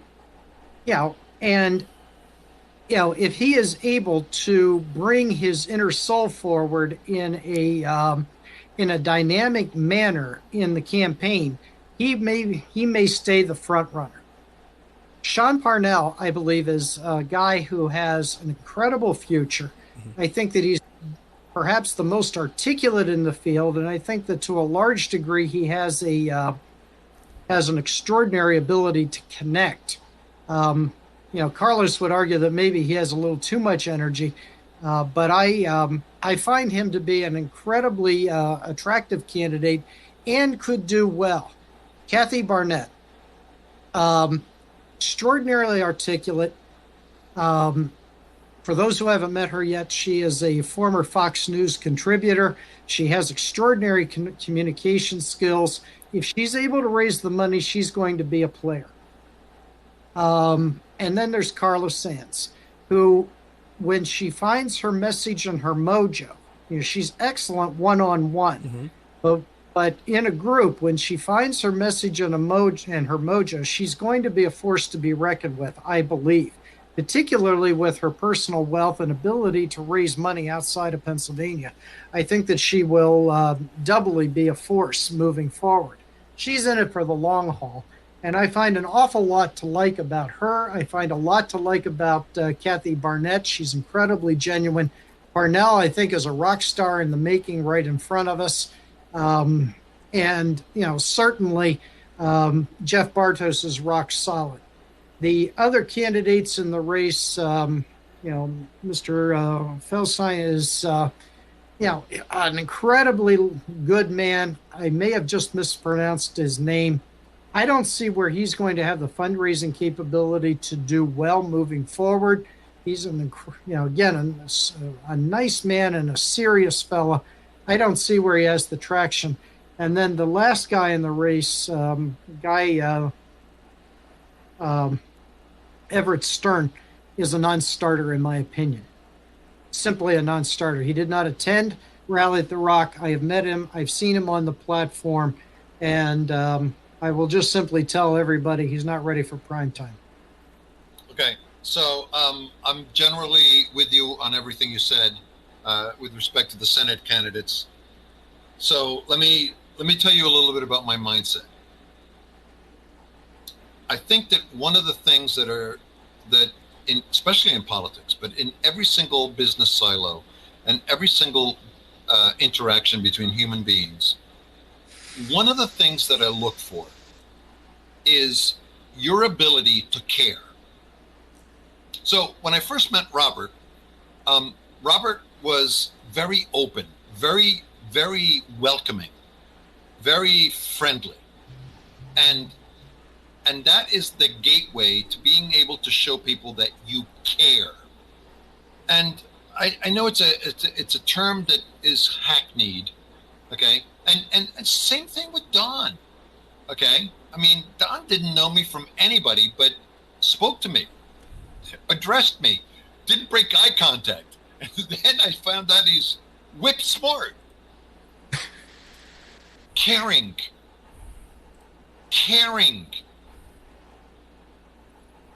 is undefeated. Carla Sands, Jason Mon,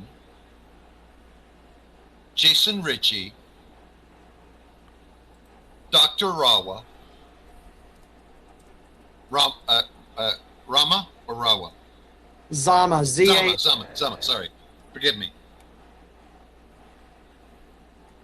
We're the only people that came to our table and, from my perspective, cared enough about me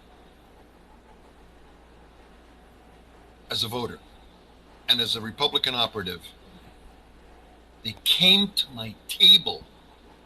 That is Carla Sands, Dr. Zama, Jason Mon, Jason Ritchie. That's it. You decide if these people really care about the voters. And you decide if these people really care about the election in 2021 and 2022. And you decide, more importantly, what was their contribution to the president losing in the state of Pennsylvania. Now does it start to make a little bit more sense from that perspective of caring? We all care differently. It's not an accident that us three are on this show right now. Okay, so let me step back because I do agree with a lot of what you're saying here, Carlos. But here's the deal: if I'm totally honest, like I ran for Congress in the 12th. If I'm totally honest about myself, I have half of what's needed. Right? I think I have the passion. I think I have the positions, the ability to fight. You have great looks. Right, the looks, right? All of that stuff. But what I don't have, as is Don. What I don't have is the inner working, like establishment connections, or the money, or the stuff like that. Right. Both of those things are important, right? Someone like Carla Sands is going to be in for the long run because she has the money, right? Don? Right. Well, I think that all the four that I've mentioned are in for the long haul. I don't see any one of them getting out of the race. Wow. Okay, go ahead. I think they're going to be in it. I think that by the time it's all said and done, you will see Bartos and Parnell, Sands, and Barnett staying in this thing and competing. Whether they compete to the very end depends entirely upon the endorsement process at state committee. I hope, though, that we don't endorse. I think the voters are entitled to make this decision. Right, let them fight. Candidates, and I think they need to be battle tested going into the fall. And the only way to do that is send them through a primary. Right, and totally agree. And that's what I was going to say. So I agree with Carlos. I think that the things Carlos is talking about is going to be so important in the general election, because I think that there's going to be a lot of turnout for these elections. And the reason is, I think more people than ever, particularly after the lockdowns and the reactions to COVID, that didn't think that they were involved politically are now going to be involved politically. And we need, as the Republican Party in Pennsylvania, to make sure that we are as welcoming to those people as possible, right? And a lot of those people aren't going to be your traditional politically savvy voters. Like, they're not going to, they might have an idea of, like, I would like limited regulation, but they're not going to be able to tell you, like, well, here's exactly what I think our energy policy should be in Pennsylvania. And so the key to getting those people is going to be personality. It is going to be the ability to look them in the eye and be like, here's where I stand on the positions, and explain it to people that maybe aren't the most politically savvy. And so, although I'm still making a choice for who I'll vote for senator and for governor, I haven't made a decision yet. It's still early, obviously. But I'm looking at these candidates saying, who has a chance in the general? Who's going to be able to walk the streets of Philadelphia and take enough votes there? I'm not saying you have to win Philly as a Republican, but you got to do well enough. Who's going to be able to walk those streets and talk to the people and say, look, maybe you haven't voted Republican before, but here's why you prefer me now. And I think that watching people in an environment where they're comfortable in, if you can see them still going out of their way to try to talk to every person there, that's a good sign to me that when it comes to the general election and perhaps more hostile or more neutral sites, that you'll be able to go out there and talk to people. And I think that's an important skill. Did you just say general election? I did accidentally say election. Awesome. Yeah. I got to back you up on this point, Robert, because this brings us full circle to a point that I made maybe about an hour and a half ago, that opportunities like are presented at the Rally at the Rock or other party functions, between now and the end of the year, is where you're going to get a chance as a voter to interact with people and find out what their hearts are, how personal they really may be, whether they're serious about caring about you as a voter or whether they're just simply seeing you as a commodity. All right. And, I think that with the four people that I've mentioned at the Senate side, I haven't talked about governor yet, but, the four that I've mentioned do have the heart to be good senators.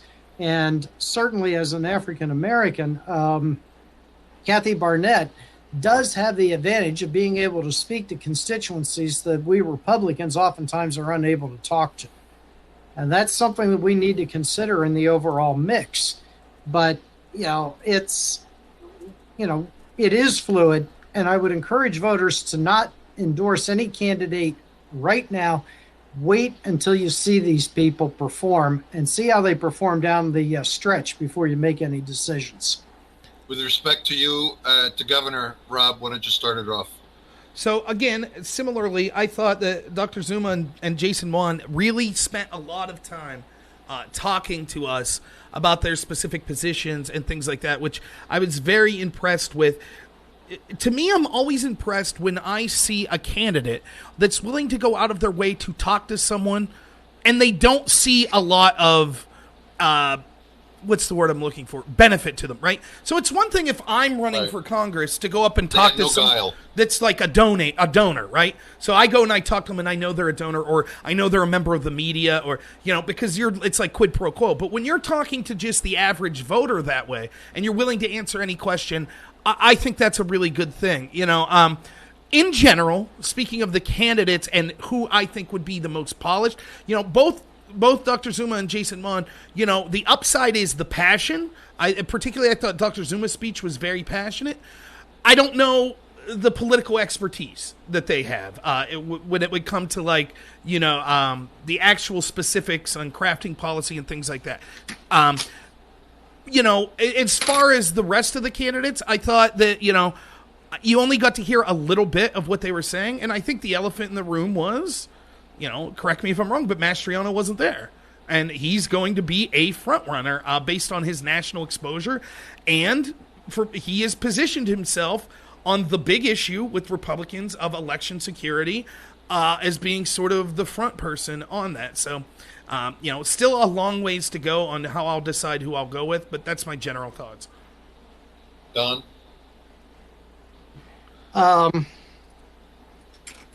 Let's start with Dr. Zama for a moment. All right, you've mentioned him several times over, and I have only known this man now for about 3 months, and I, again, have to preface my remarks to say that most of these people I've met and spoken with before, and in some cases I've known them for years. But Dr. Zama is a remarkable, remarkable story. I think the listeners need to understand that anytime you're in a room with Dr. Zama, you are talking to the smartest guy in that room. Mm-hmm. This is a man who was the head of cardiology at Jefferson Hospital in Philadelphia. He started the cardiology program at the Guthrie Systems there. He has been the leader of whatever systems in Monroe County, and forgive me for not knowing which one. The man also has a PhD in chemical engineering and a master's in business administration. And he makes a point that he can literally place the patient on the table, take their heart out, and fix it with a suture that is half the width of a human hair. That he has the ability to function under pressure. Now, I think Robert's point is appropriate on whether the political acumen is there. But I will tell everybody, you are not going to find a nicer, more genuine, or a better intentioned man than Dr. Zama.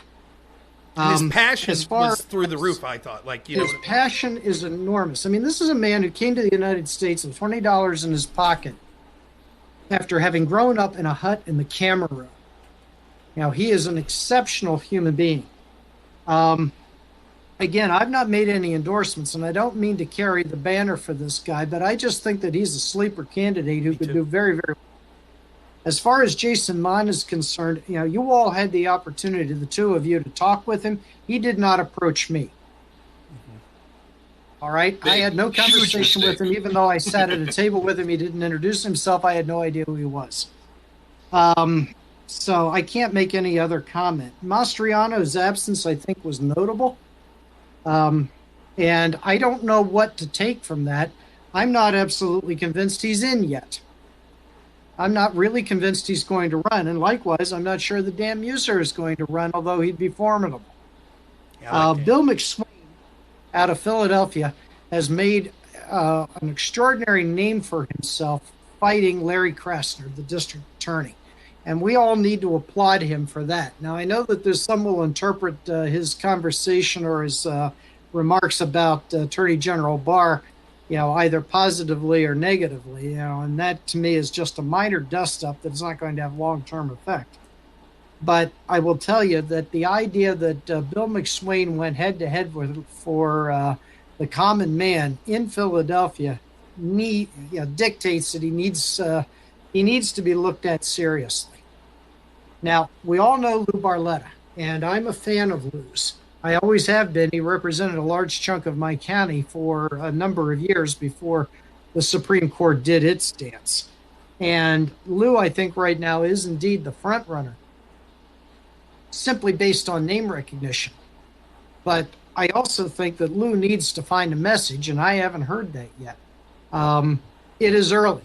And for the most part, they all are just introducing themselves. And even Lou has to reintroduce himself to Pennsylvania, and that's what I've seen to this point. As far as the two state senators who are running, Dan Laughlin, I don't see as having a particular, I don't see him as having an opportunity.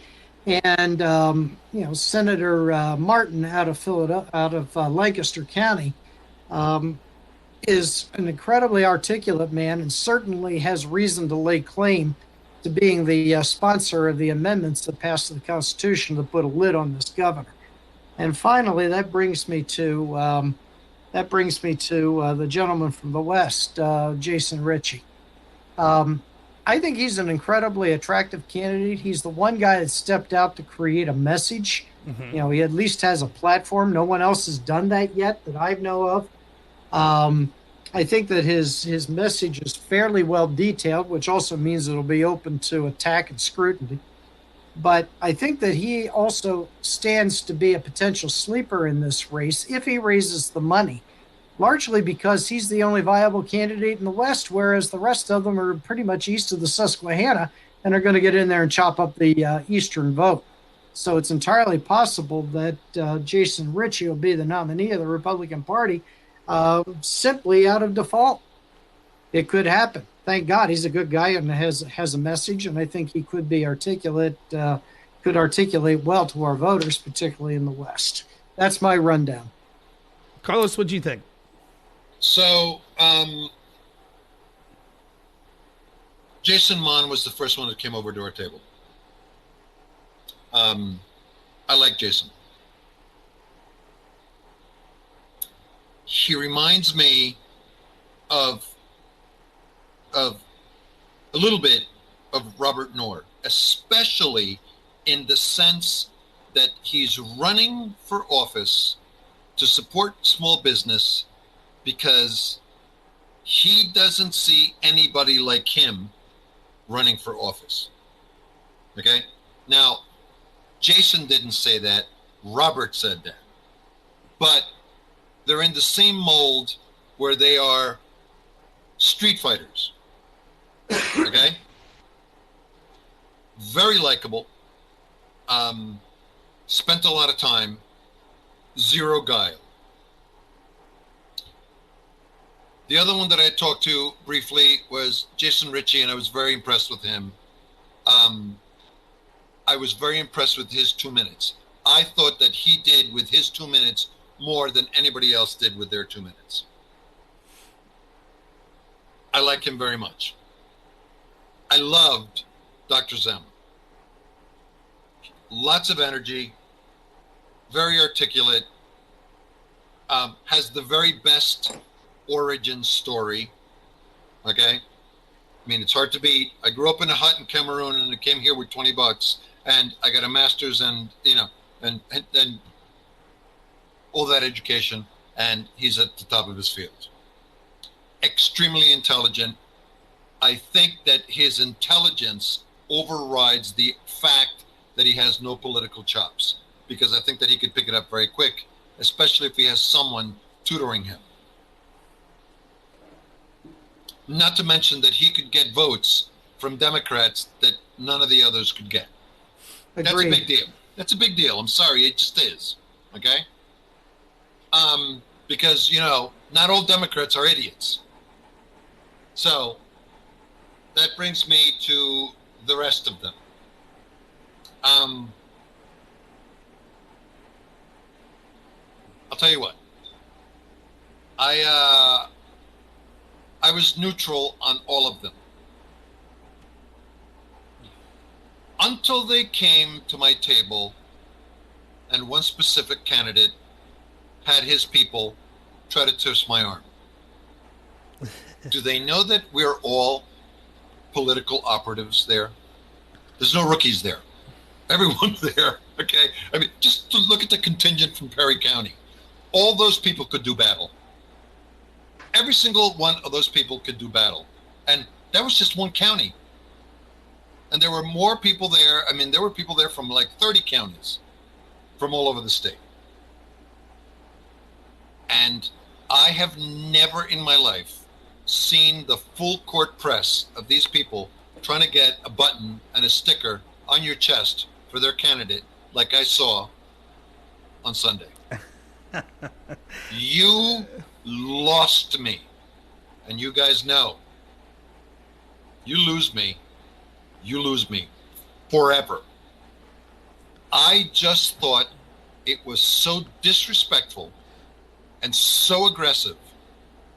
And the candidate never went to any of the tables to talk to people. He just sat and held court. And it turned me off. It was distasteful, and it pissed me off because one of the people that works for him is related to my wife as a distant cousin, and I respect that person. And they fumbled this thing horribly because they thought that they have it in the bag. No, I'm sorry. I've always been against endorsement, and I love battle. Let them fight it out. That's how we get a candidate that can go and fight against these other idiots that are in Washington, D.C. right now. And so let me only one person came that was running for governor. Only one person came to our table to introduce themselves. And I'm sorry, I don't know what to say to you about that. Again, caring is undefeated, and it shows. Yeah. Robert. Okay, I have two things to say about this. So I don't care. I'll say names. It was Lou Barletta staff that came over.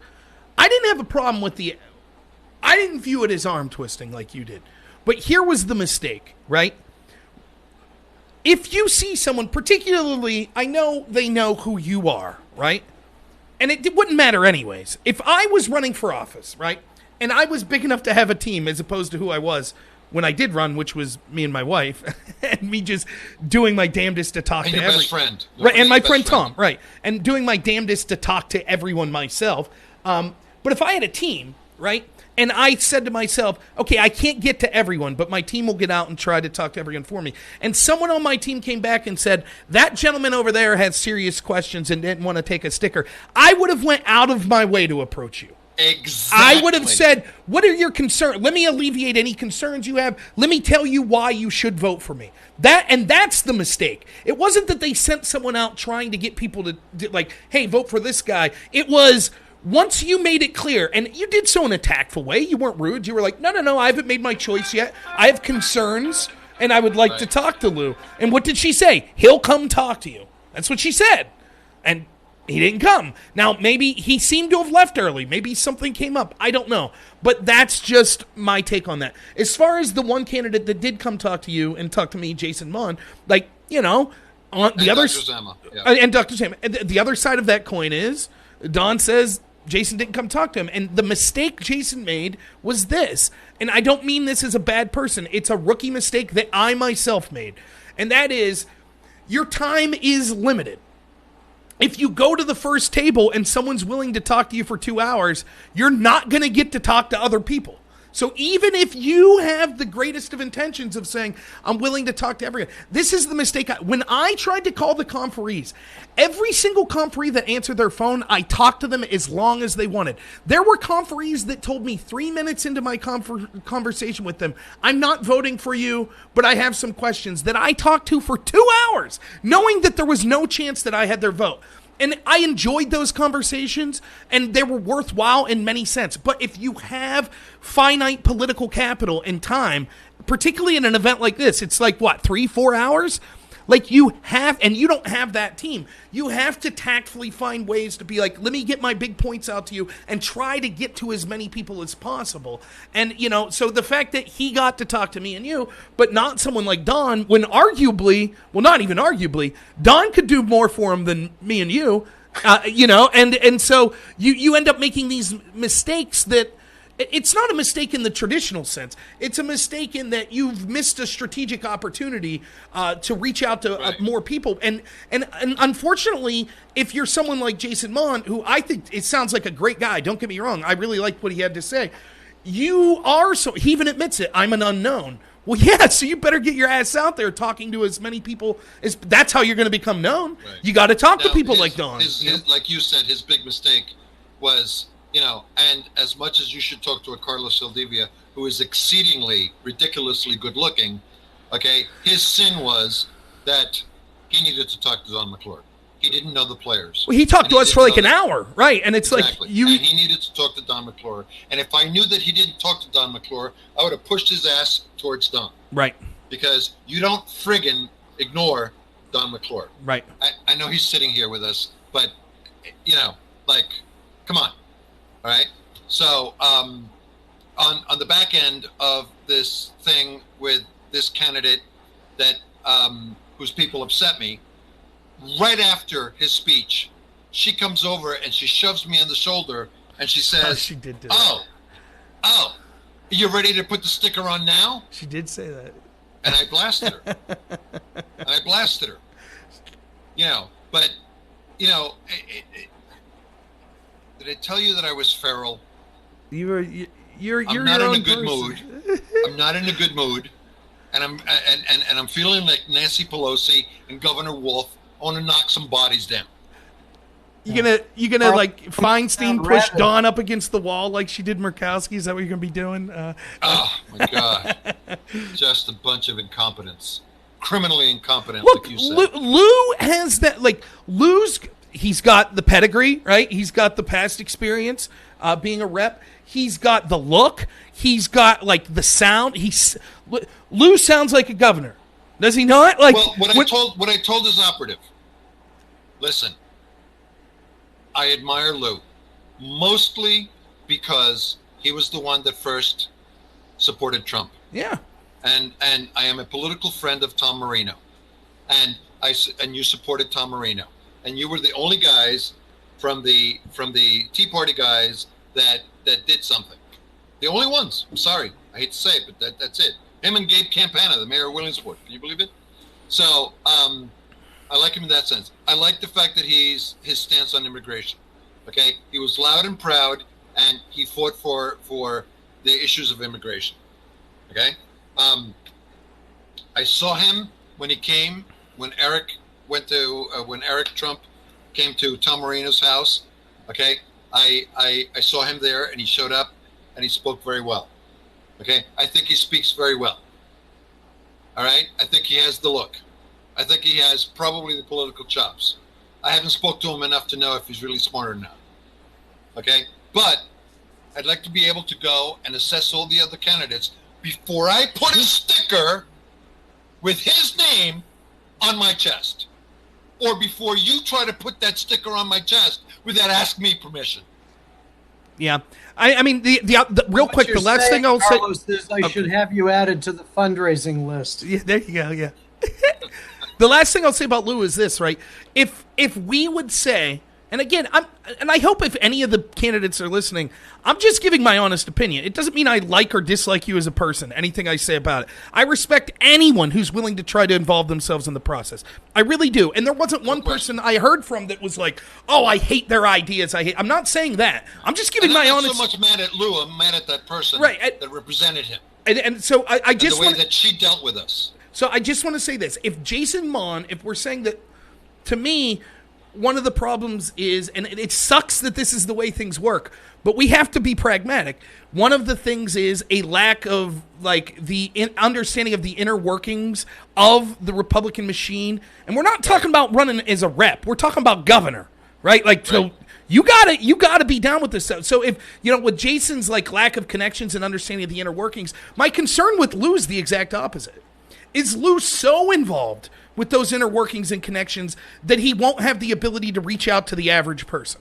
He won't have the ability to be at an event where some person who's an independent that's trying to make up their mind comes up and talks to Lou, and Lou can sit there and have a 3-minute conversation with them that they walk away saying, "Wow, that's a really genuine person. That's a person that really cares about the average Pennsylvanian, even if they're not a traditional Republican voter." I don't know.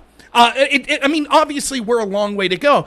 But if I was Lou's campaign, that's where I would be going. And in general, with all of these candidates for Senate and Republican, God help me if I talk to people in their campaign and they give me similar answers to what the Trump campaign did in 2020 when I volunteered for them. When I said, I swear to you, Carlos was on the call when he heard me ask this. I listened to them give their pitch for 40 minutes. I've agreed to volunteer. My first question and only question that I really asked was, how are we reaching out to people that don't traditionally vote Republican? And they were like who? I was like, for example, people that don't vote. Like all of my neighbors who are Republicans, they just don't vote. Right? How are we getting them to the polls? Or people, demographics like inner city black people, how are we getting them to vote Republican? Or single women, or young people? And you know what they told me, Don? We don't go after those people. We go after the low-hanging fruit. If that's the mentality for any of these campaigns, they're finished. They're not going to win. They lost. And it's all over. Where they lost. That's right. And they need someone. Over. They need someone. It don't have to be me. I'm not saying that. But they need people on their teams that's able to say, and this is the mistake I see with so many Republicans. I'm not asking you to change your ideals or to change your policies. I'm asking you, if you truly believe these ideals and policies are best for this state or for this country, learn to package that to other people. Learn to explain to people in the inner city, this is what we are, the party of judging you based on the content of your character. Learn to package to young people. We're not here to be humorless scolds that's going to go through your yearbook 20 years from now and try to get you kicked out of your job. We're not here. We're the party of fun, damn it.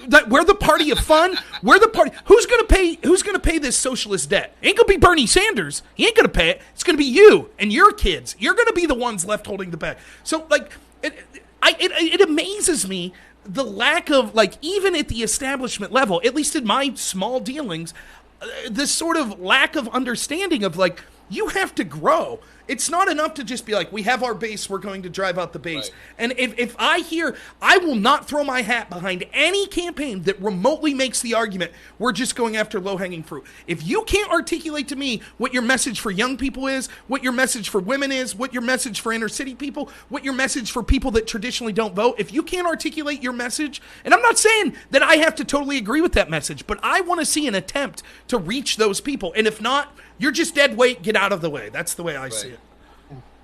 I have a follow-up for you, agree completely, Robert. Yeah. I did not ever hear that out of my segment of the Trump campaign where they were looking to grab the low-hanging fruit and nobody else. It was directly the opposite from the people that I work with. Well, good. But, as Carlos, I'm not making up, Carlos, you heard that, didn't you? True story. I don't doubt it. I just find it to be an astonishing assessment. To me, that's absurd. Anybody who thinks that way will always lose. And here's the worst part. Are you ready? Here's the worst part. The person that said that to him is now working and staffing someone that's running for either governor or Senate. I don't want to tell you which one it is, but they were there. They were there on Sunday. Well, I know. I was shocked. And the other part that's bad about it is, for God's sakes, I live in a college town. Like, I wanted to go to a college campus and be like, let me bring the cause of conservatism to you. That's what I wanted to do. I was the debate coach, or assistant debate coach, but still, at that college campus. And when I asked, like, my goodness, it was just like, I was like, I will help you craft a message. I don't want to get out of my lane. I don't want to say things that the campaign's not, but can we craft a message? Can I help with that? Now we go after low-hanging fruit. And I was just astonished. They were content to have me, mail out flyers and cold call people and just say, are you voting for Trump or no? Right. That's it. That's what they wanted to use me for. And I'm not trying to be arrogant, but I think that my skills were better placed elsewhere than those sort of things. I don't know. That was my opinion of it. Gentlemen, there is an error of omission in front of us that I need to address. I went through the litany of candidates who are running for governor, and I missed Charlie Giroux. Okay. Damn it, Don. I said, damn it, Don.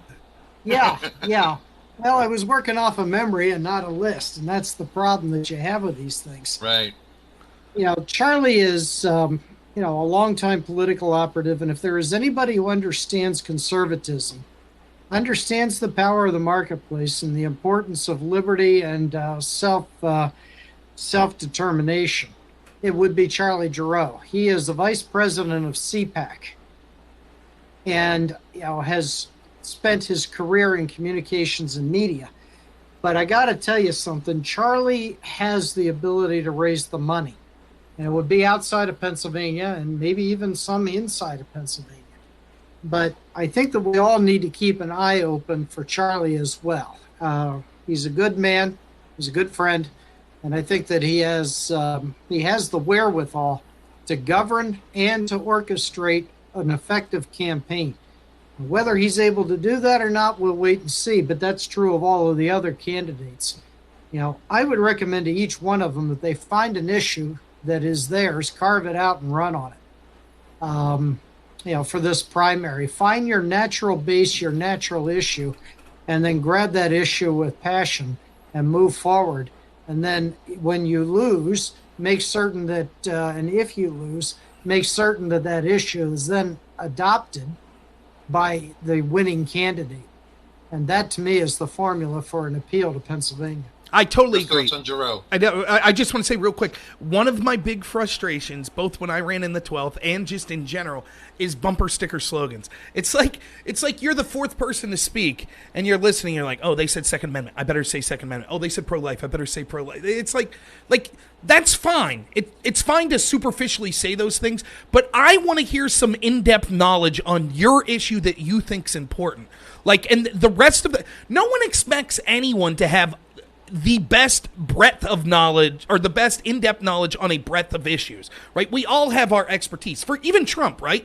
No one expected Trump to be the best at foreign policy, right? They expected Trump, he's a businessman. That'll be his area of expertise. But does he have the ability to appoint people around him where it will sort out, So I agree with you 100%, Don. I want to hear more about the authentic issues that people really believe, and show me some expertise in that and some policies and some ideas that you have, that you'll be able to implement. Because, I get frustrated with I'm Second Amendment, I'm pro-life, I'm anti-corruption, election integrity, vote for me. And it's like, well, what did you really say? You could have developed an algorithm to pick out 10 phrases to say to a group of Republicans, and it could say the right phrases, but explain to me, and it was a source of frustrations I had with District 12 where, when I was running for it, I would hear a lot of these candidates say things, and I'm like, but what does that mean to you? What do you mean when you say that you're pro-life? all the way back to grounding. Right. That's exactly right. Yeah. Yeah. So your thoughts on Giroux? I gotta go to the restroom. I'll be right back. Go ahead. My thoughts on Giroux? I'll talk about my thoughts on Giroux. Okay. Yeah, I didn't hear him speak because I was talking to Sean Parnell, so I missed his speech, and so I know nothing about him other than that.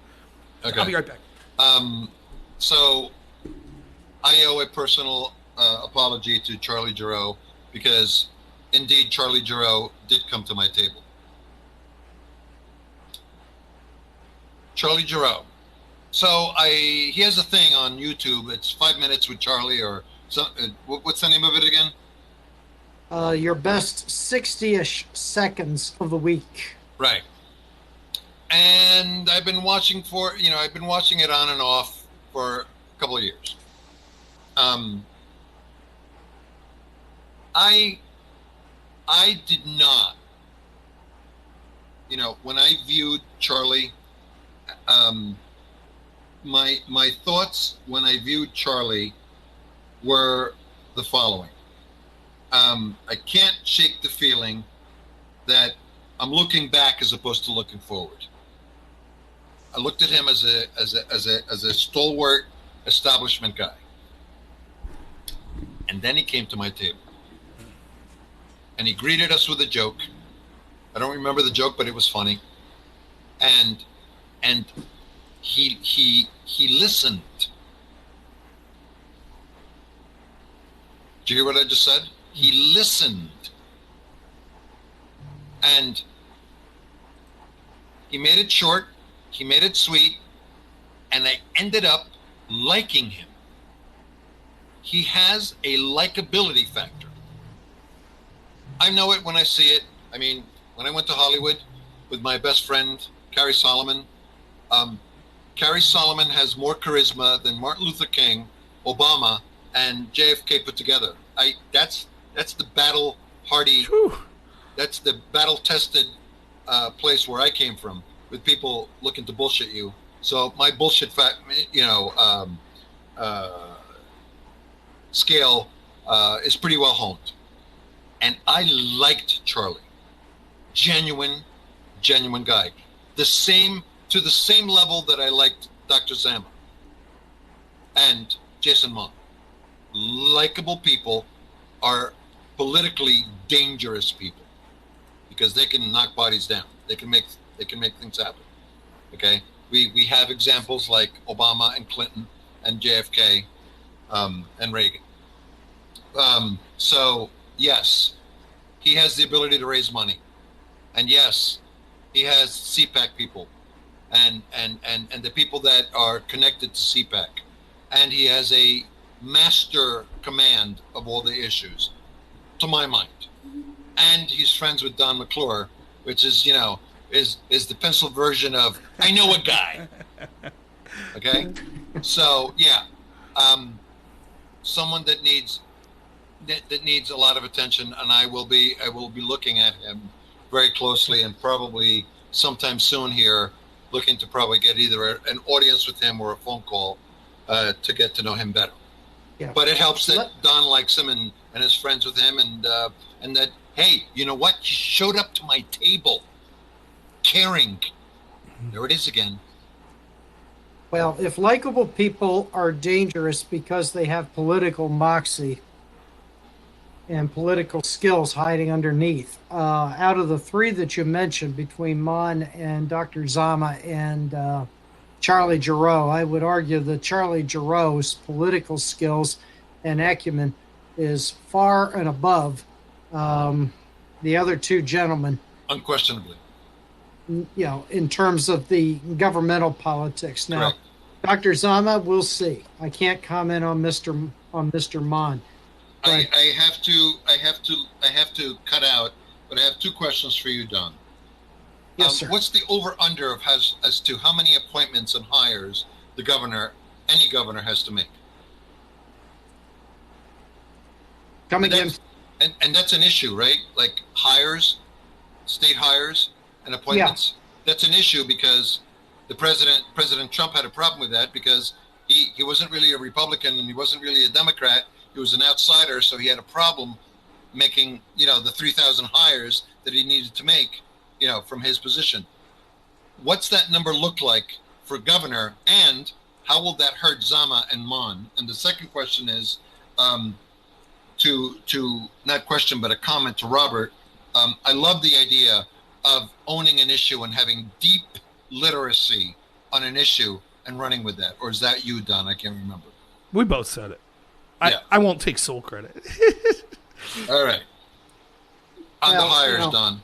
In terms of the hires, I honestly can't tell you how many there are. I really don't. But it's a lot, right? You need a base of relationships. Yeah, because it goes down beyond the deputy, the deputy level in each of the bureaucracies. But the thing is, I'd like everyone to think of maybe Montana politics as single A baseball when it existed, and Maryland politics as double A. Well, Pennsylvania is triple A. Right. And the major leagues, of course, is Washington. So in a proportionate sense, the entrenched bureaucratic problem that exists in Pennsylvania is the same as we see in Washington. Any governor who makes his or her appointments are going to have a large bureaucracy underneath that is resistant to change and realizes in that bureaucracy that they're going to outlive any governor who's elected, so we'll just do what we want to do anyway. So you'll have the equivalent problem, and it's going to live on.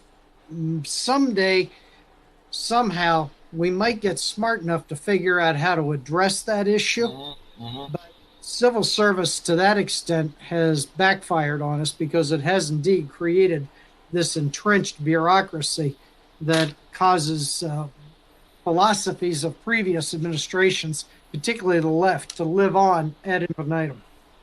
Yeah. Well, I got a jet, but I want to thank you, Don, and I want to thank you, Robert, for inviting me on. And Carlo, can I ask a question that I've had the audience ask? It's of a personal nature. Do you mind just telling us how you're feeling, and kind of can you briefly explain, if it's not too personal, kind of what happened? I didn't want to speak for you, but I have people message me all the time. Not a problem. Not a problem, and I appreciate. I deeply appreciate people asking.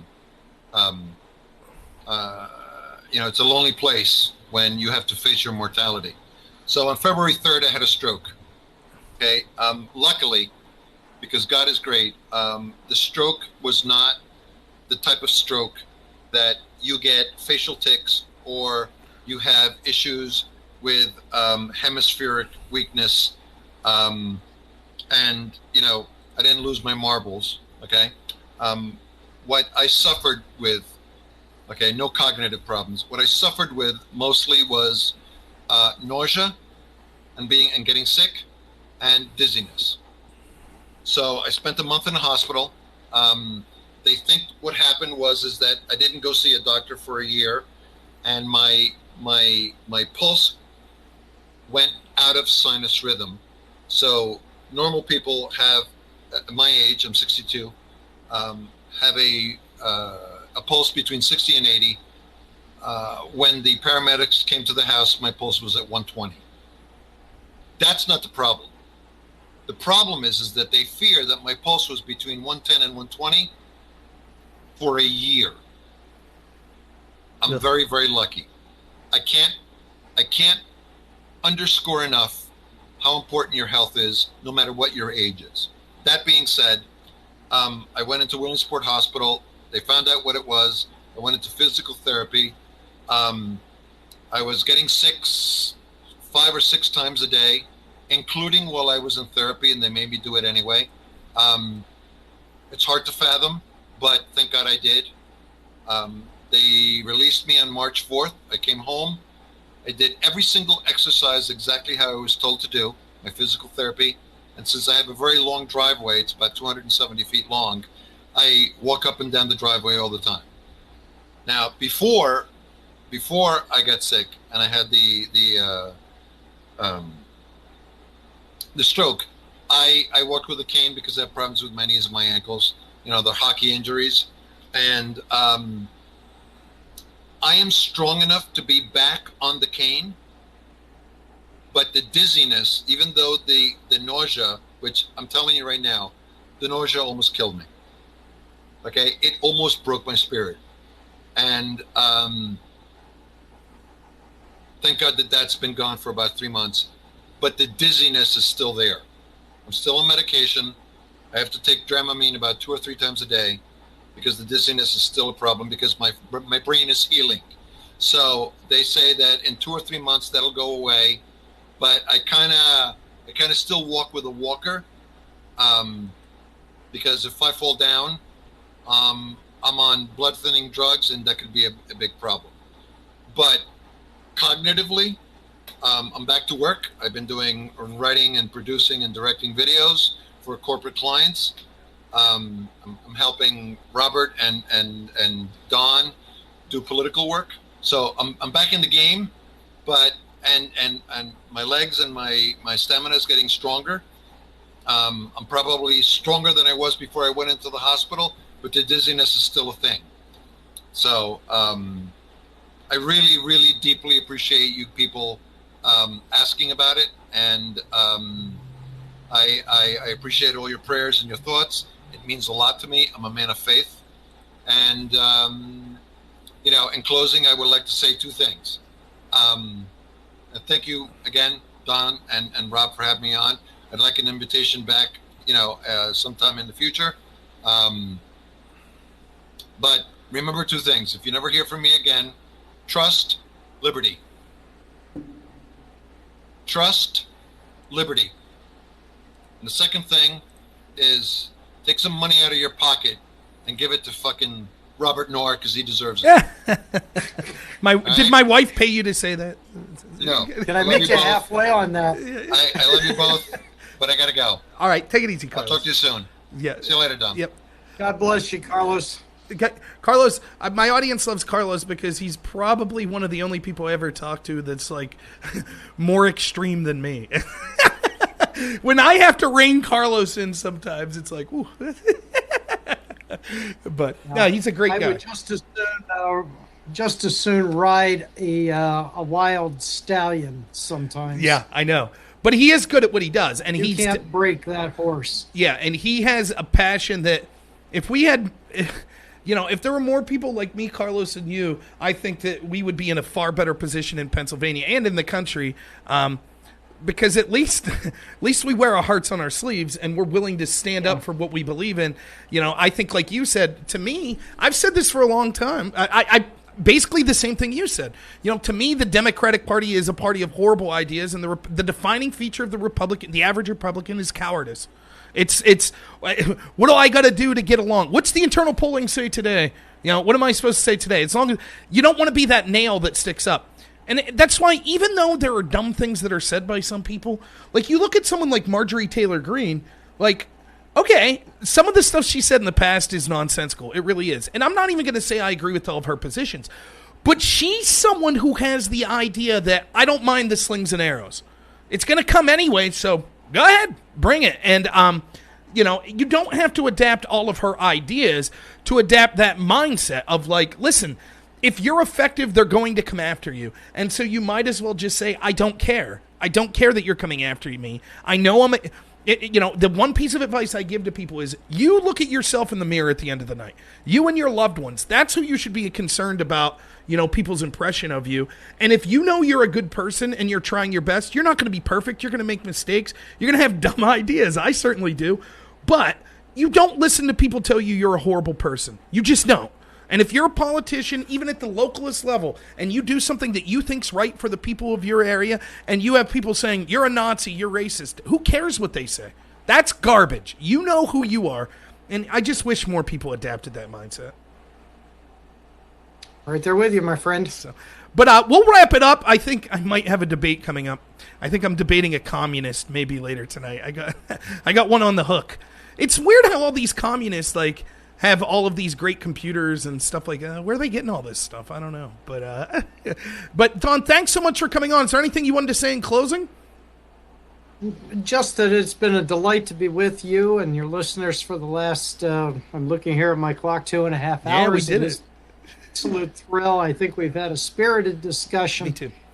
And, I stand ready to join you again one day if invited. Absolutely will. We need to do it soon. So thanks so much, Don. We'll talk to you soon. Really appreciate the time. That's a winner. Thank you, sir. Take it easy. Good night to everyone.